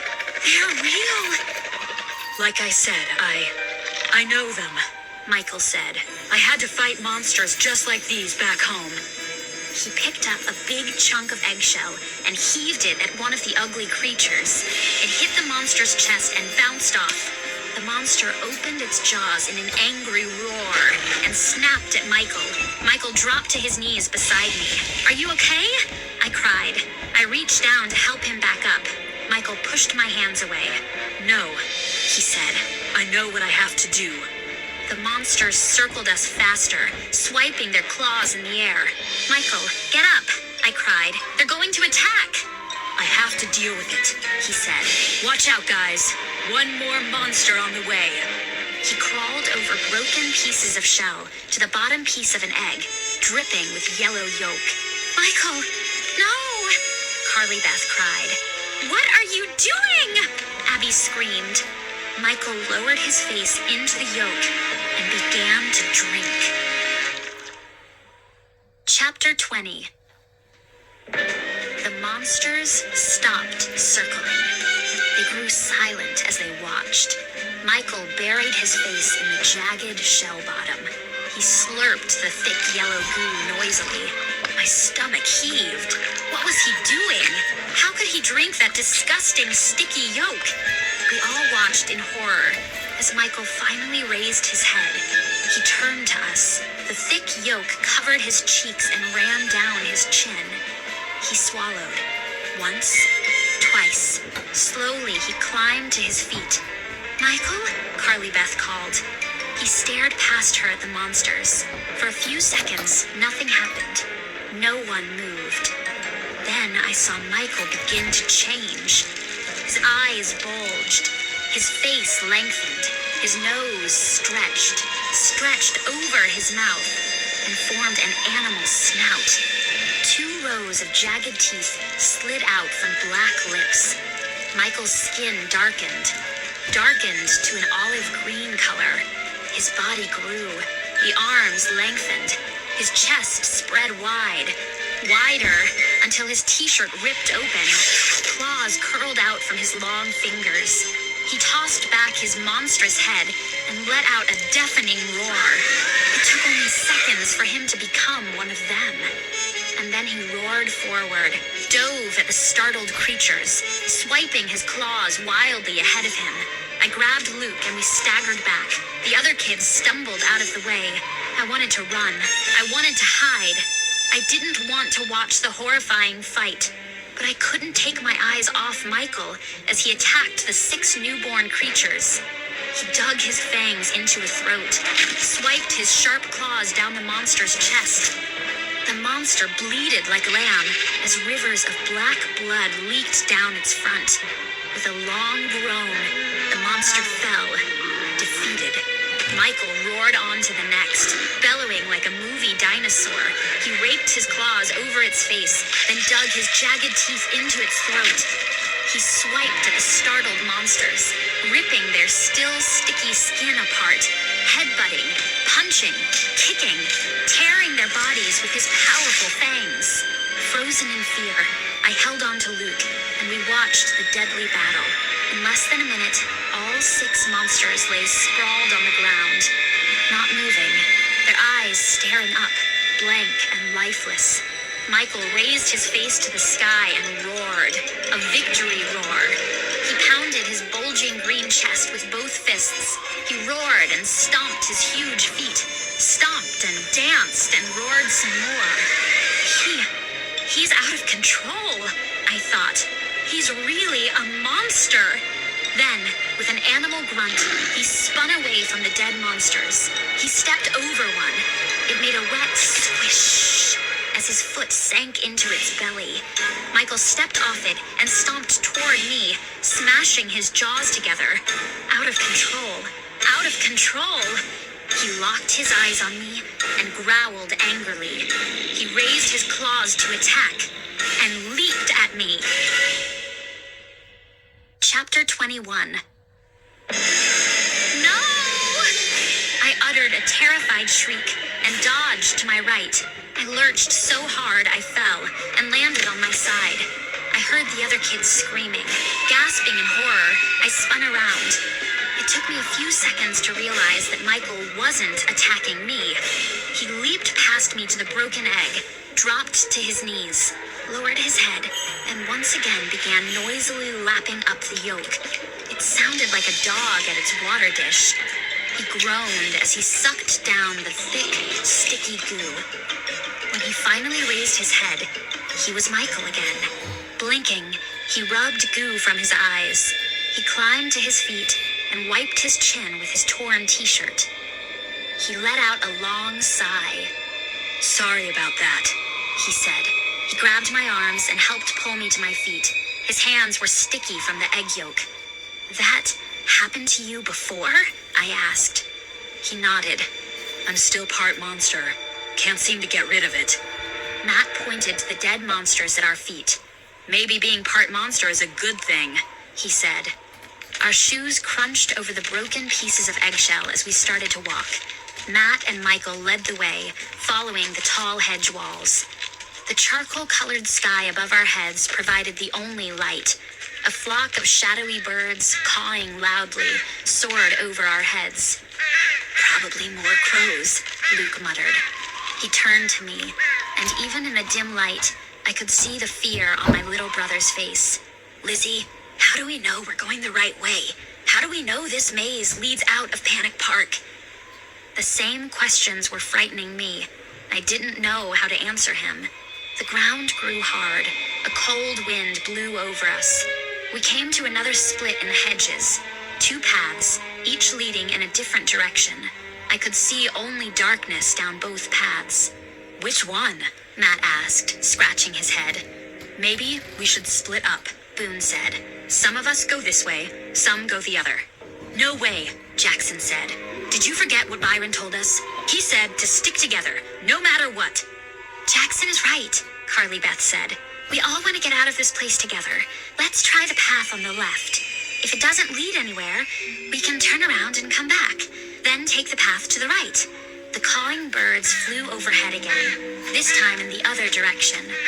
Their cries were raspy and hoarse. Were they trying to warn us about something? The sound sent a shiver down my back. We started walking again, 2 by 2, following the path to the left.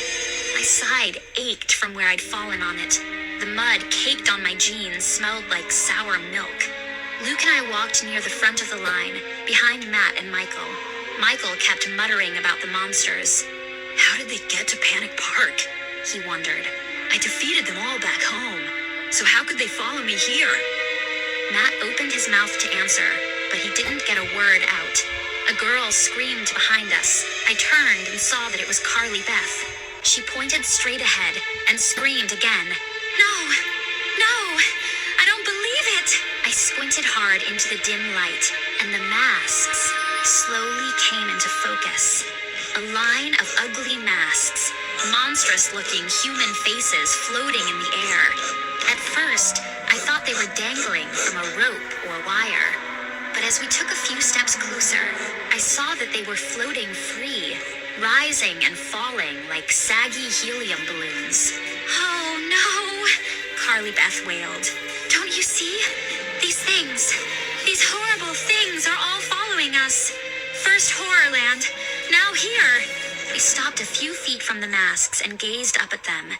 Their deep, empty eye holes appeared to stare down at us. Their fat, rubbery lips bobbed up and down. The faces were hideous, warty and fang-toothed, stringy hair standing straight up, the cheeks puffy and fat, red sores on the foreheads, cuts and wounds and stitch marks. Halloween masks? Julie asked quietly. No, they're alive, Carly Beth said. And as she said it, the masks began to speak. They made jabbering sounds in deep, rumbling voices, so low I couldn't make out the words. The rubbery lips bounced up and down. The empty eyes gazed blankly down at us. Their eerie voices were a rumble of grunts and groans. Matt took a flying leap and tried to grab one and pull it down, but it shot up out of his reach. That seemed to make the masks angry. They began jabbering louder, their lips bobbing faster, cheeks puffing in and out. You can't help me, Carly Beth said, her voice trembling. I have to deal with them. Her friend Sabrina pulled her back. Carly Beth, no! They've come for me, Carly Beth said. She shrugged Sabrina away. They've come for me. She stepped forward until she was right under the ugly, mumbling faces. You've come for me, right? She shouted up to them. An evil-looking green mask floated lower.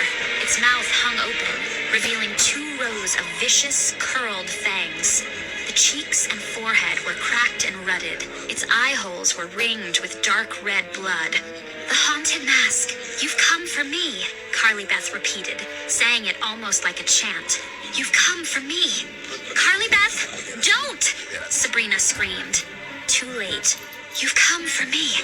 You've come for me. Carly Beth grabbed the ugly mask from the air and pulled it down over her head.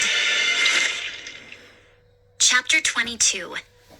Carly Beth, no! Take it off! Sabrina screamed. She dove at Carly Beth and grabbed for the mask, but Carly Beth twisted out of Sabrina's reach. It's tightening against her face, Sabrina yelled. It's already tightening! Yes, I could see the green mask stretching over Carly Beth's cheeks, tightening under her chin. We all stood and watched in horror. We didn't know what to do. We knew this was a foe Carly Beth and Sabrina had faced back home, but we had no idea what would happen next. The ugly mask appeared to melt against Carly Beth's face, melt right into her skin, and then the disgusting mouth hole with its curled teeth dropped open. and Carly Beth let out a roar, an animal roar, not a human sound. A cry of pure evil. The booming roar sent a chill to the back of my neck, my muscles all tensed. Carly Beth raised her masked face to the sky and roared again. I pressed my hands over my ears. I knew the horrifying cry didn't come from Carly Beth. It came from something evil, something screaming out its rage. The other ugly masks froze in midair. The haunted mask was Carly Beth's face now. It had wrapped itself around her until it became her. The rubbery, fanged mouth was her mouth. Her eyes peered out at us angrily through the rings of dark, caked blood. With another frightening roar, Carly Beth leaped high and grabbed one of the masks out of the air. She held it in front of her with both hands and ripped it in half. Ah! The mask let out a high, shrill scream of pain. Carly Beth dropped the mask to the ground. I gasped. I could hear the two halves making little cries. Carly Beth stamped on it until it stopped whimpering. Then she leaped again and brought down another mask. Grunting like a hungry animal, she ripped the mask to pieces. The mask groaned and cried. Then it went silent as it hit the ground. Two more masks floated above us in the gray sky. They made no attempt to escape. It was like they were waiting their turn. They squealed and cried as Carly Beth ripped them apart. She stamped on the rubbery pieces. Then she turned to us, raised both hands as if ready to attack, and let out a bleeding sound, an animal cry of pain. You're next. She screamed in a hoarse, deep voice, the voice of the evil mask. You're next. Do you think you can just stand there? Do you think you can escape my rage? Without warning, she leaped at the nearest person, her friend Sabrina. It happened so fast. We didn't have time to move or scream. She grabbed Sabrina and wrapped her fingers around her throat. Die! Die! Carly Beth wailed. Sabrina's eyes bulged. She tried to stagger back, but Carly Beth held on tight, choking her friend, choking her. Matt and Michael both leaped at Carly Beth. They grabbed her by the shoulders. They struggled to pull her hands off Sabrina's throat. Carly Beth was a little girl, short and thin, but the two boys couldn't budge her. The evil mask had given her animal strength, the strength of its evil. Die! Die! Sabrina's face turned purple. Her eyelids were half closed. A groan escaped her throat. Her knees buckled. Stop! Stop it! Abby wailed. She threw herself on Carly Beth's back and tried to help Matt and Michael. Carly Beth twisted and roared like a furious animal, and suddenly, Sabrina's eyes opened. She pulled herself up straight. An act of love, she choked out. It takes an act of love. Standing there helplessly, gripped in horror, I didn't know what Sabrina meant. But with a startling burst of strength, Sabrina grabbed Carly Beth's wrists. With a desperate groan, she pulled the hands from around her throat. Then Sabrina grabbed the sides of the ugly green mask. She pulled it toward her and kissed Carly Beth on the rutted, cracked, rubbery cheek. Chapter 23. Sabrina kissed the disgusting cheek. Then she held on to the head, rubbing it gently, as if caressing it, soothing it. Carly Beth uttered a soft sigh. Her knees folded. She dropped to the ground. Sabrina held on to her friend's green, rubbery face, petting the mask, petting it so tenderly. It takes an act of love, Sabrina said in a whisper. And then her fingers dug into the rubbery face, and with a sharp cry, she pulled up with all her strength and tore the mask off Carly Beth's head. The mask made a sick, wet sound as it slid off Carly Beth's face. Then, as Sabrina held it high over her head, it opened its mouth in a scream that echoed off the tall hedges. Sabrina heaved the mask over a hedge. She dropped to her knees and wrapped Carly Beth in a hug. Carly Beth blinked her eyes and shook her head. She coughed and cleared her throat She looked dazed, as if she didn't know where she was. Finally, she turned to her friend. "Sabrina, are you okay? Did I hurt you?" Sabrina nodded. "I knew it wasn't you, Carly Beth. I knew it was the evil of the mask." Do you see what's happening? Michael said. The monsters from the eggs, the haunted mask, all those things we defeated back home. They followed us here. "And the only way to get home is to defeat them again?" Matt asked. No one answered. I guess they were all thinking about the horrors they had faced before. We don't even know if we're going the right way," Julie said, her voice trembling. "We could be going around in circles, and who knows what's waiting for us up ahead." We have no choice, Matt said finally. We can't turn back. Byron said this maze will lead us to Horrorland. "Matt's right," Robbie said. "We can't stay here. We know we're in real danger. We have to keep going. Maybe we'll get lucky. Maybe right around the next corner." His voice faded. No one else wanted to speak. We started to walk, following the hedges. Birds cawed overhead. The sky was almost too black to see them. We turned and walked silently down a long, straight passage. "What time is it?" Jillian asked. "Does anyone have a watch?" Matt had a watch on a chain on his belt loop. He raised it and squinted at it. "It says midnight," he said. "Byron told us it's always midnight in this maze," Robbie said. We followed the curve in the hedges. Suddenly, the path led steeply downhill. The ground became sandy and soft. Tall reeds, waving in the breeze, blocked our way. We had to push the reeds aside to make our own path. Finally, the reeds ended at a sandy shore. "Whoa! Water!" Luke cried. We stopped at the edge. We were on the shore of a small, round lake. The water was a velvety black under the starless sky. It lapped gently onto the sand at our feet. How do we get to the other side? Michael asked. Swim? Something was tossing out in the water. I heard a splash, a creaking sound. Squinting hard, I saw a dark shape come into focus. A ship. "There's a boat out there," I said. "Can you see it? See the sails moving against the sky?" We all gazed out over the lake, and as we did, a cover of clouds pulled away from the moon. Pale light washed over the water, and we saw the ship clearly. An old-fashioned sailing ship with two tall masts. Its sails were unfurled, snapping in the breeze. The boat tilted in the water, rocking gently. And as the ship came into clear view, we heard voices, low voices chanting together. The bones they crack, the bones they creep. The men come alive in the briny deep. Come with us, come with the men. Come meet your fate with Captain Ben. "Oh no!" Billy and Sheena Deep both uttered sharp cries. Their mouths dropped open, and they exchanged quick, frightened glances. "You were right, Michael," Sheena said. "The horrible things we escaped from before, they've followed us to Panic Park." "We've heard that pirate chant before," Billy said. "We know who that ship belongs to. A pirate who's been dead for 200 years.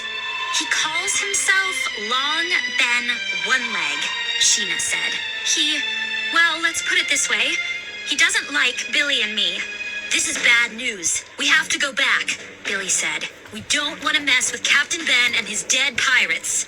"We can't go back," Matt told Billy. "Do you want to stay here forever in this black and white world with those creepy shadow people floating around us? We have to get to the other side of this lake." Lights flickered on the ship. The sails cracked and snapped in the wind. We could hear men's voices, loud laughter. A strong gust of wind sent the tall reeds behind us swaying from side to side. They made a creaking sound as the wind pushed them down. I saw something hidden in the swaying reeds. "Whoa, check it out," I cried. I went running along the shore. My shoes sank into the sand as I ran. The clouds covered the moon again, but I could still see what I had found.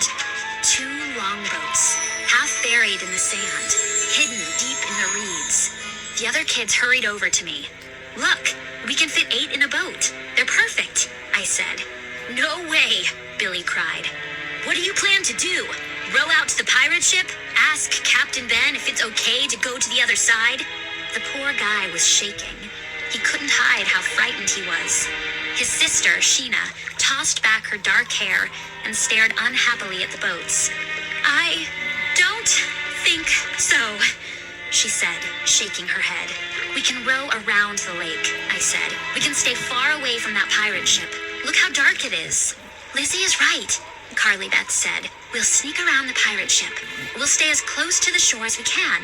The pirates will never see us. Billy and Sheena argued. They didn't want to do it, but they didn't want to be left behind either. Finally, they agreed to help. Working as quietly as we could, we dragged the 2 longboats into the water.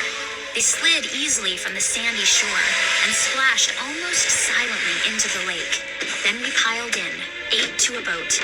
We just fit. We found the oars in the bottoms of the boats. Luke and I were at the back of the first boat. I lifted a pair of oars and tested them in the water. The voices of the men on the ship drifted over the lake. I could hear angry shouts, a loud crash, and wild laughter. They're too busy to look out at the water, I whispered to Luke. They'll never notice us. Robbie worked his oars in the front of our boat. I rowed from the back. The narrow boat moved slowly. We were low in the water because of our weight. I had to use all my strength to move us forward. We kept close to the shore. I could see the reeds bending, swaying in the wind. The cool air felt good on my hot, sweaty face. I pulled, raised the oars and pulled. Suddenly, the boat rocked hard. The bow rose up high, then slapped back down, sending up a spray of lake water. Whoa, Robbie whispered from the front. Something weird is going on. Just row steadily, I said. Slow and steady. The wind muffled my voice. I don't know if Robbie heard me. We rocked again. The boat tilted high, then slammed back down with a hard splash. I leaned over the side of the boat. Beneath us, the water was totally flat and gentle. Why was our boat bucking like a wild bronco? I turned and glanced back at the second boat. The boat rocked up as if hit by a wave. One of Matt's oars flew out of his hand and splashed into the water. Our boat roared up again, then crashed down. Abby cried, "This is crazy! Why are we bouncing like this? The water is flat!" I leaned forward into the oars. I tried to concentrate on my rowing. Slow and steady. Slow and steady. I let out a gasp as I realized the boat had sailed far from the shore. We rocked up and down, heading toward the center of the lake, heading toward the pirate ship. "Turn it! Turn it!" I called to Robbie up front. "I can't!" he cried. "Lizzie, I can't control it!" I sank my oars in and pulled, straining to turn the boat back toward the shore. But Robbie was right. We weren't controlling it.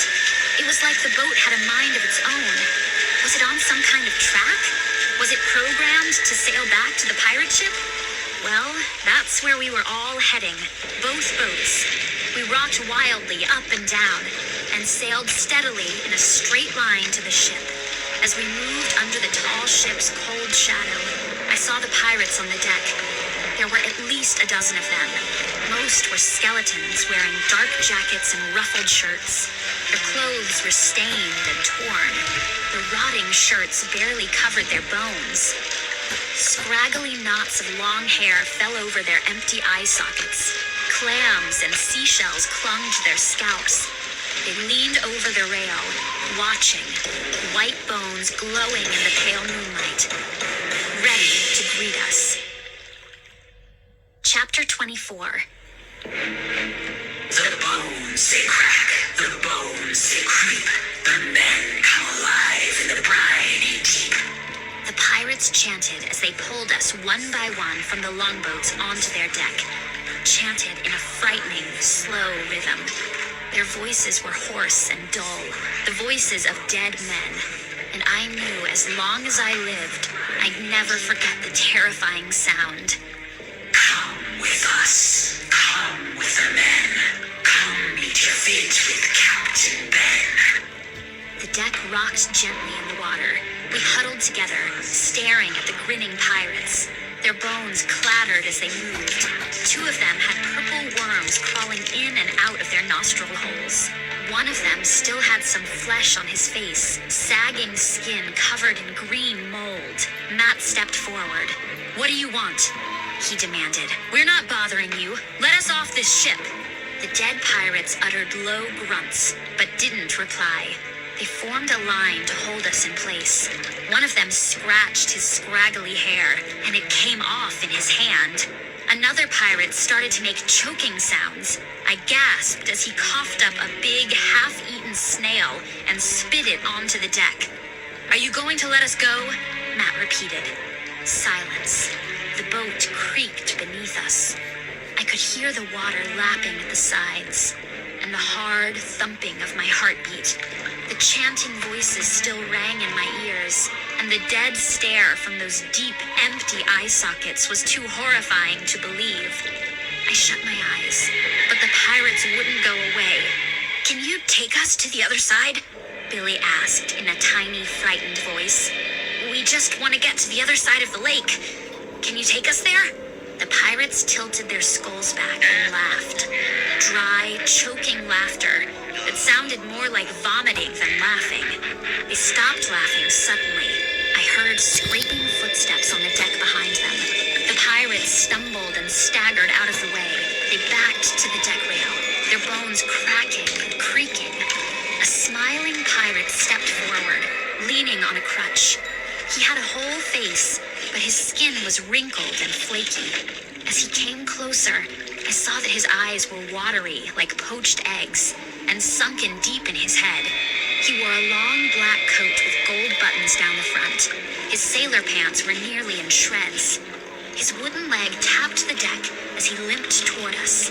His thin mustache rose as a smile spread over his face. His teeth were ragged and brown. "It's Captain Ben," Billy told the rest of us. The pirate did a low bow. At your service. He rasped.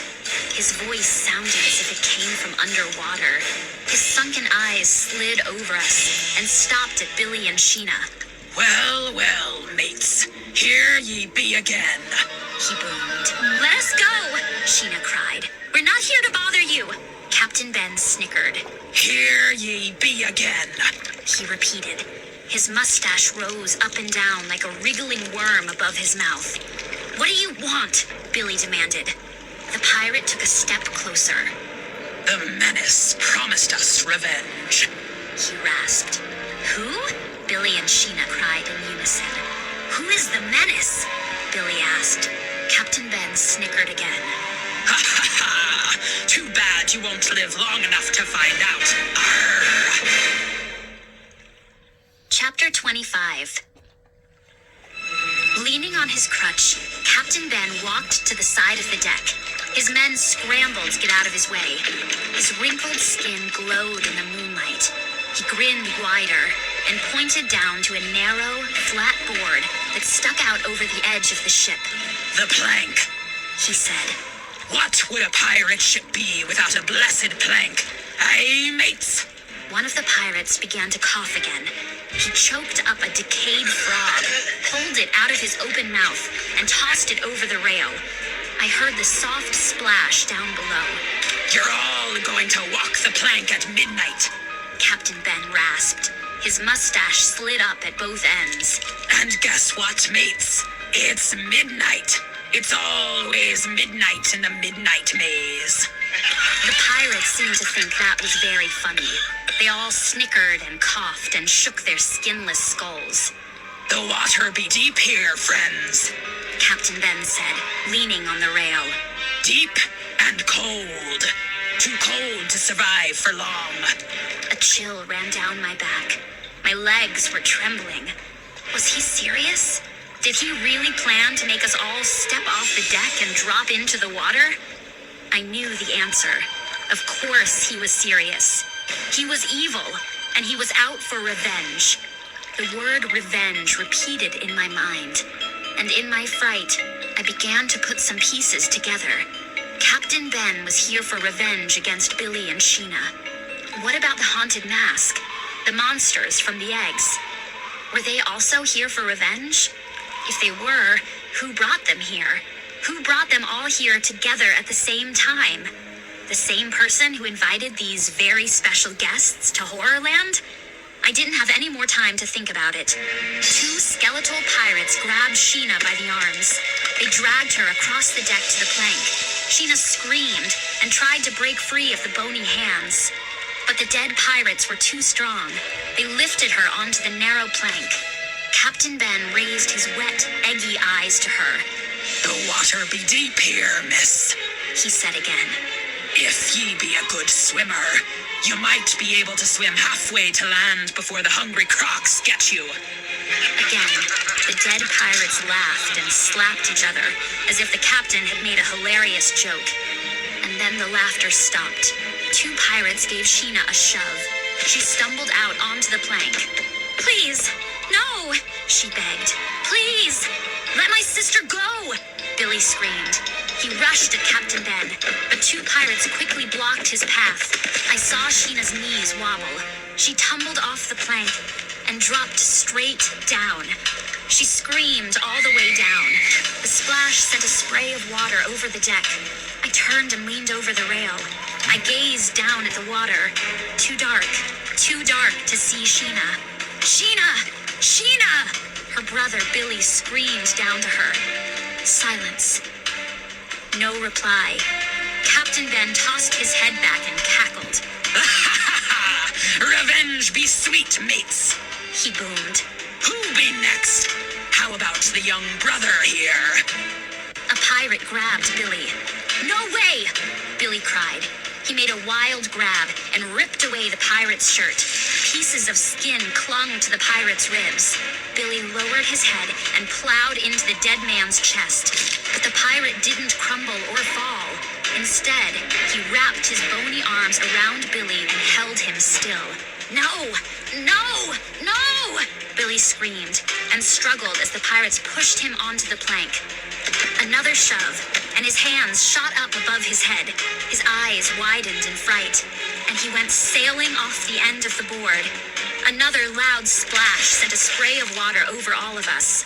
I stared down into the water far below us. I couldn't see anything in the deep blackness. Captain Ben cackled again. His sunken eyes sparkled with glee. Abby splashed down next, then Robbie, then Carly Beth. I was trembling in fright. I hugged myself to try to stop shaking. Luke leaned against me. He had tears running down his cheeks. Lizzie, he whispered. Lizzie. He was too scared to talk. I squeezed his hand. We're good swimmers, right? I whispered. We'll swim out of this. But the pirate said... One of the pirates grabbed my brother before he could finish. Luke tried to twist out of his grasp, but he lifted him off the deck and shoved him onto the plank. I shut my eyes. I couldn't bear to see my little brother fall. I screamed when I heard the splash. No! My scream of horror turned to anger. I balled my hands into fists and rushed at the laughing pirate captain. Startled, Captain Ben raised his crutch to shield himself. I reached to grab it away from him, but two skeletal pirates tackled me and dragged me to the deck. No! No! Scream after scream burst from my throat, and then bony hands lifted me onto the narrow plank and pushed me hard, and I fell, screaming, into the dark water. Chapter 26. I hit the surface hard, sending up tall waves around me. The slap of the water stung my whole body. I sucked in a big breath and held it as I sank quickly. The shock of the cold made my arms and legs go stiff. My heart pounded. I could feel the blood pulsing at my temples. Total panic paralyzed me for a moment. Then I finally raised my arms. Finally drew in my legs and kicked. The lake was deeper than I thought. By the time I pulled myself to the surface, I was choking and gasping for breath. Wiping water from my eyes, I gazed around wildly, searching for Luke. Where was he? Where were the other kids? Low waves tossed against the side of the pirate ship. Hey! I tried to call out, but panic choked my voice. Luke! Where are you? Luke! I I gazed up at the wooden plank hanging over the deck high above me. I could hear the pirates' raspy voices up there. Laughter, all muffled by the wind and the lapping water. Everyone fell straight down from the plank. They had to be swimming nearby. Where were they? Where? Luke! I raised my face to the sky and shouted my brother's name again. Luke! Where are you? Moonlight shimmered weakly on the dark waters. The lake was empty. I'm the only one here, I told myself. And the terrifying thought made me want to scream or cry. I'm the only one. The only one. Did the other kids all drown? Sucking in another deep breath, I dove deep underwater and started to swim away from the shadow of the pirate ship. Maybe the other kids were all ahead of me, swimming to the other side of the lake. I was the last one off the ship. Maybe I just couldn't see them because they got a head start. When I came back up to the top, a gust of wind sent a spray of water into my face. Sputtering, I spun around again. I shielded my eyes with my hand and squinted into the pale light. I saw only the dark, calm water, pale moonlight flickering on the surface. No one. I was all alone. I opened my mouth to shout again, but before I could get a sound out, I felt a strong pull. A strong pull from beneath me, pulling me down. As if a powerful hand had wrapped around me and was tugging me under with all its strength. With a gasp, I flung my arms forward and kicked hard, tried to pull myself free. Such a powerful force. I was helpless, going under, being pulled under, deeper and deeper, like being sucked down a drain. So this is what happened to the others. My last thought before darkness overtook me. Chapter 27. My chest began to ache from holding my breath. I opened my eyes and saw the muddy lake bottom float into view. All the way down, I'd been pulled by an intense current all the way down. In front of me, I gaped at an enormous black hole. A dark rectangle. The water pulled me to it, pulled me inside. A tunnel, I realized. A long, narrow tunnel under the lake. Did it lead anywhere? Did it lead back to the surface? It didn't matter. I had no choice. The powerful force had me in its grip. It was pulling me through the underwater passage, pulling me faster and faster. If only my lungs could hold out. If only my chest didn't explode. All my muscles tensed. I tightened my arms against my sides and let the current pull me. The ache from my chest spread over my body. Pain roared down my arms and back and legs. I knew I couldn't hold my breath much longer. And then a deafening whoosh startled me. I felt a strong push from behind, and I went shooting up. I soared up through the narrow tunnel and burst out of the water. My breath came spilling out. Raising my head over the water, I sucked in breath after breath, wheezing, gasping hoarsely, my chest still throbbing. I shook my head and wiped the water from my eyes. I spun around, struggling to see where I was. Hey, did I hear a voice? I looked up and saw someone waving to me from the dark shore. And then two other kids, and then some others, pulling themselves from the water, stepping shakily onto the land. Luke! I cried. Luke! He was still in the water, up to his waist. I splashed over to him. You're okay! I cried. I guess so, he said, his voice cracking. I guess we made it, Lizzie. I grabbed his hand and helped pull him onto the sandy shore. We made it! We made it! I shouted. The others all gathered around, shivering and shaking off water. I counted heads. 16 of us. Everyone. We're alive! Alive! Michael cried, thrusting his fists above his head. We didn't celebrate for long. We were too cold and wet. I felt exhausted, more tired than I'd ever felt. I shivered. It wasn't just the cold. It was also my fear. Hugging myself, I turned to the water. I could see the hulking blackness of the pirate ship tilting in the middle of the lake. "We're on the other side of the lake," Carly Beth said, squeezing water from her hair. "That underwater tunnel must be part of the maze. It brought us to where we wanted to go." I turned and saw the walls of tall hedges. "That must be where the maze continues," I said. "Maybe we're near the end," Abby said wearily. I'm so tired. I don't know how much longer." Her words ended in a sob. Julie hugged her. "We'll help each other," she told Abby. "We'll get through this maze. Byron said we could do it, and he said it would lead us back to Horrorland." Without another word, we turned and started to follow the path between the hedges. Luke and I walked side by side, keeping our eyes straight ahead. "We've been in this maze for hours," he murmured. "It has to end soon, doesn't it?" "I hope so," I said. I'm never going to another scary movie as long as I live." That made Luke laugh. "Yeah, and no more scary books or scary video games," he said. We both laughed. "When we get home, we'll spend all our time watching SpongeBob and the Disney Channel," Luke said. "From now on..." "Wait, Luke," I said. I held him back and pointed. "Look, is that the end of the maze?" "Whoa, check it out!" We all stopped. The hedge walls ended a few yards in front of us, and beyond them, we could see bright gray light. Warm air floated in from the wide opening at the end of the hedges. I took a long, deep breath, and then I started to run with the others. As we came bursting out of the maze, a large black and white sign came into view. Actually, it was a big banner spread across a brick wall. In big, bold letters, the banner read, "Welcome to Horrorland."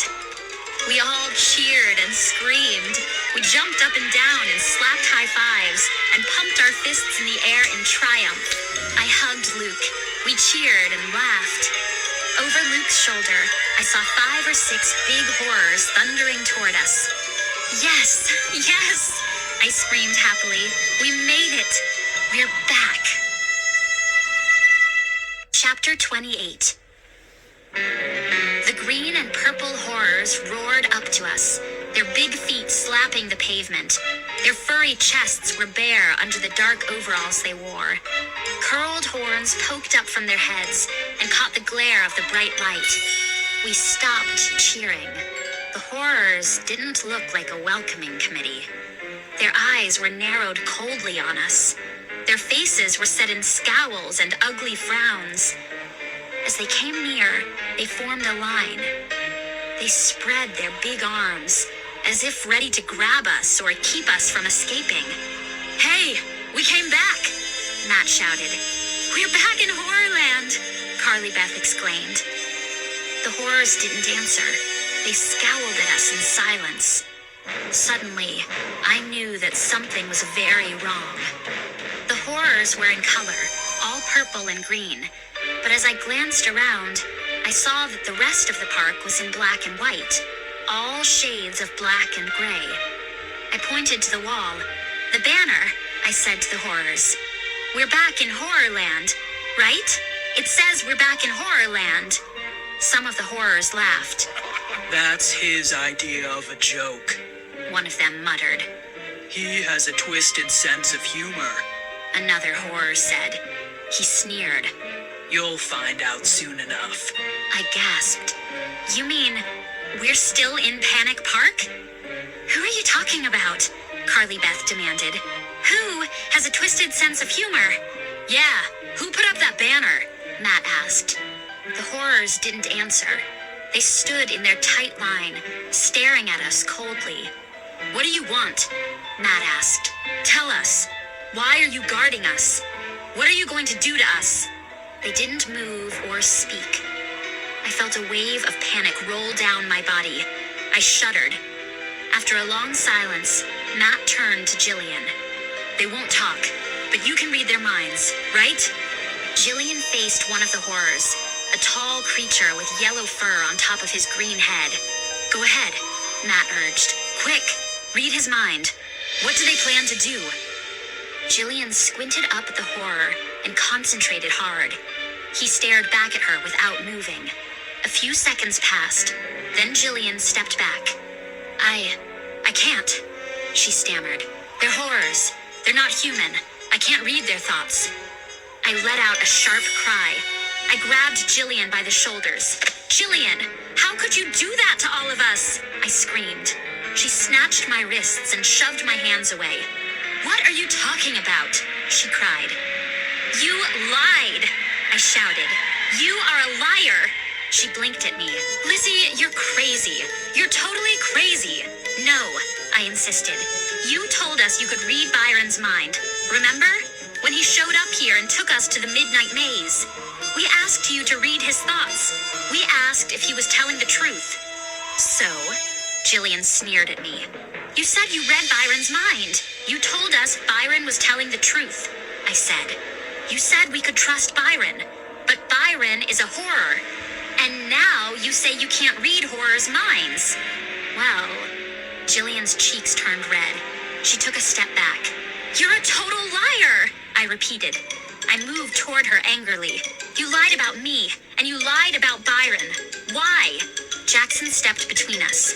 Give Jillian a break, he said. Get out of my sister's face. Matt gave Jackson a hard shove and knocked Jackson onto his back. You're both liars, aren't you? Matt said. We thought you were our friends. Why did you trick us? Why did you do this to us? Jillian's face became more flushed. She had tears in her eyes. She shook her head hard, as if she was confused. She stammered. Then suddenly the horrors backed up. I turned in time to see a man step out from behind them. He wore a black suit and a black shirt. His face was hidden in the shadow of a wide-brimmed black hat. Go ahead. Fight, he said in a booming, deep voice. Mix it up. Go ahead, Lizzie. You're right. Jillian lied to you. Jillian is a liar. Tear her hair. Come on. Rip her eyes out. Let's go, everyone. Let's fight. I love this. Don't you just love it? Chapter 29. I struggled to see the man's face, but he kept it well hidden under the brim of the black hat. Staring hard, I realized he was completely covered in black. He wore a black tie over his black shirt. He even had black gloves over his hands. I backed away from Jillian. Jackson climbed to his feet and huddled beside his sister. We all stared in silence at the man with the booming voice. No one wants to mix it up. No one wants to give me a good fight. Show me some blood. He sounded truly disappointed. We just want to know where we are, Matt said. And what's going on here? Let me welcome you, the man said. I hope you enjoyed your first little test in Panic Park. Test? Michael cried. What kind of test? You did very well, the man said, ignoring Michael's question. Very well indeed. I enjoyed seeing you tremble in fear. Your fear was very real. That's what we want. Real fear. And I liked the way you dealt with it. Very impressive. This dude is way weird, Luke whispered to me. Is he joking? I wish, I muttered. I already knew you were brave, the man continued. That's why you were all chosen. And you showed a lot of courage in the Midnight Maze. But that was baby stuff. He chuckled. Now we'll see how brave you are when it really starts to get scary. Some kids gasped. I felt my heart skip a beat. Panic Park had been terrifying from the moment we arrived. Why was he talking about making it scarier? Who are you? Michael shouted. Are we supposed to be scared of you because you're all dressed in black? Why don't you give us a break and tell us what you want? The man touched the brim of his hat. My name is Karloff Menace, he said. Most people call me the Menace. My heart skipped again. I had a sudden, heavy feeling in my stomach. The Menace. We had heard that name before. I am your host here, He said. I built this park. I brought you here for a reason. I need a favor. Just one little favor, that's all. A favor from us? Carly Beth cried. He nodded. If we do it, can we go home? Carly Beth asked. Well, that's just it. The menace replied, lowering his voice. The simple favor is this. I need you to stay here in Panic Park forever.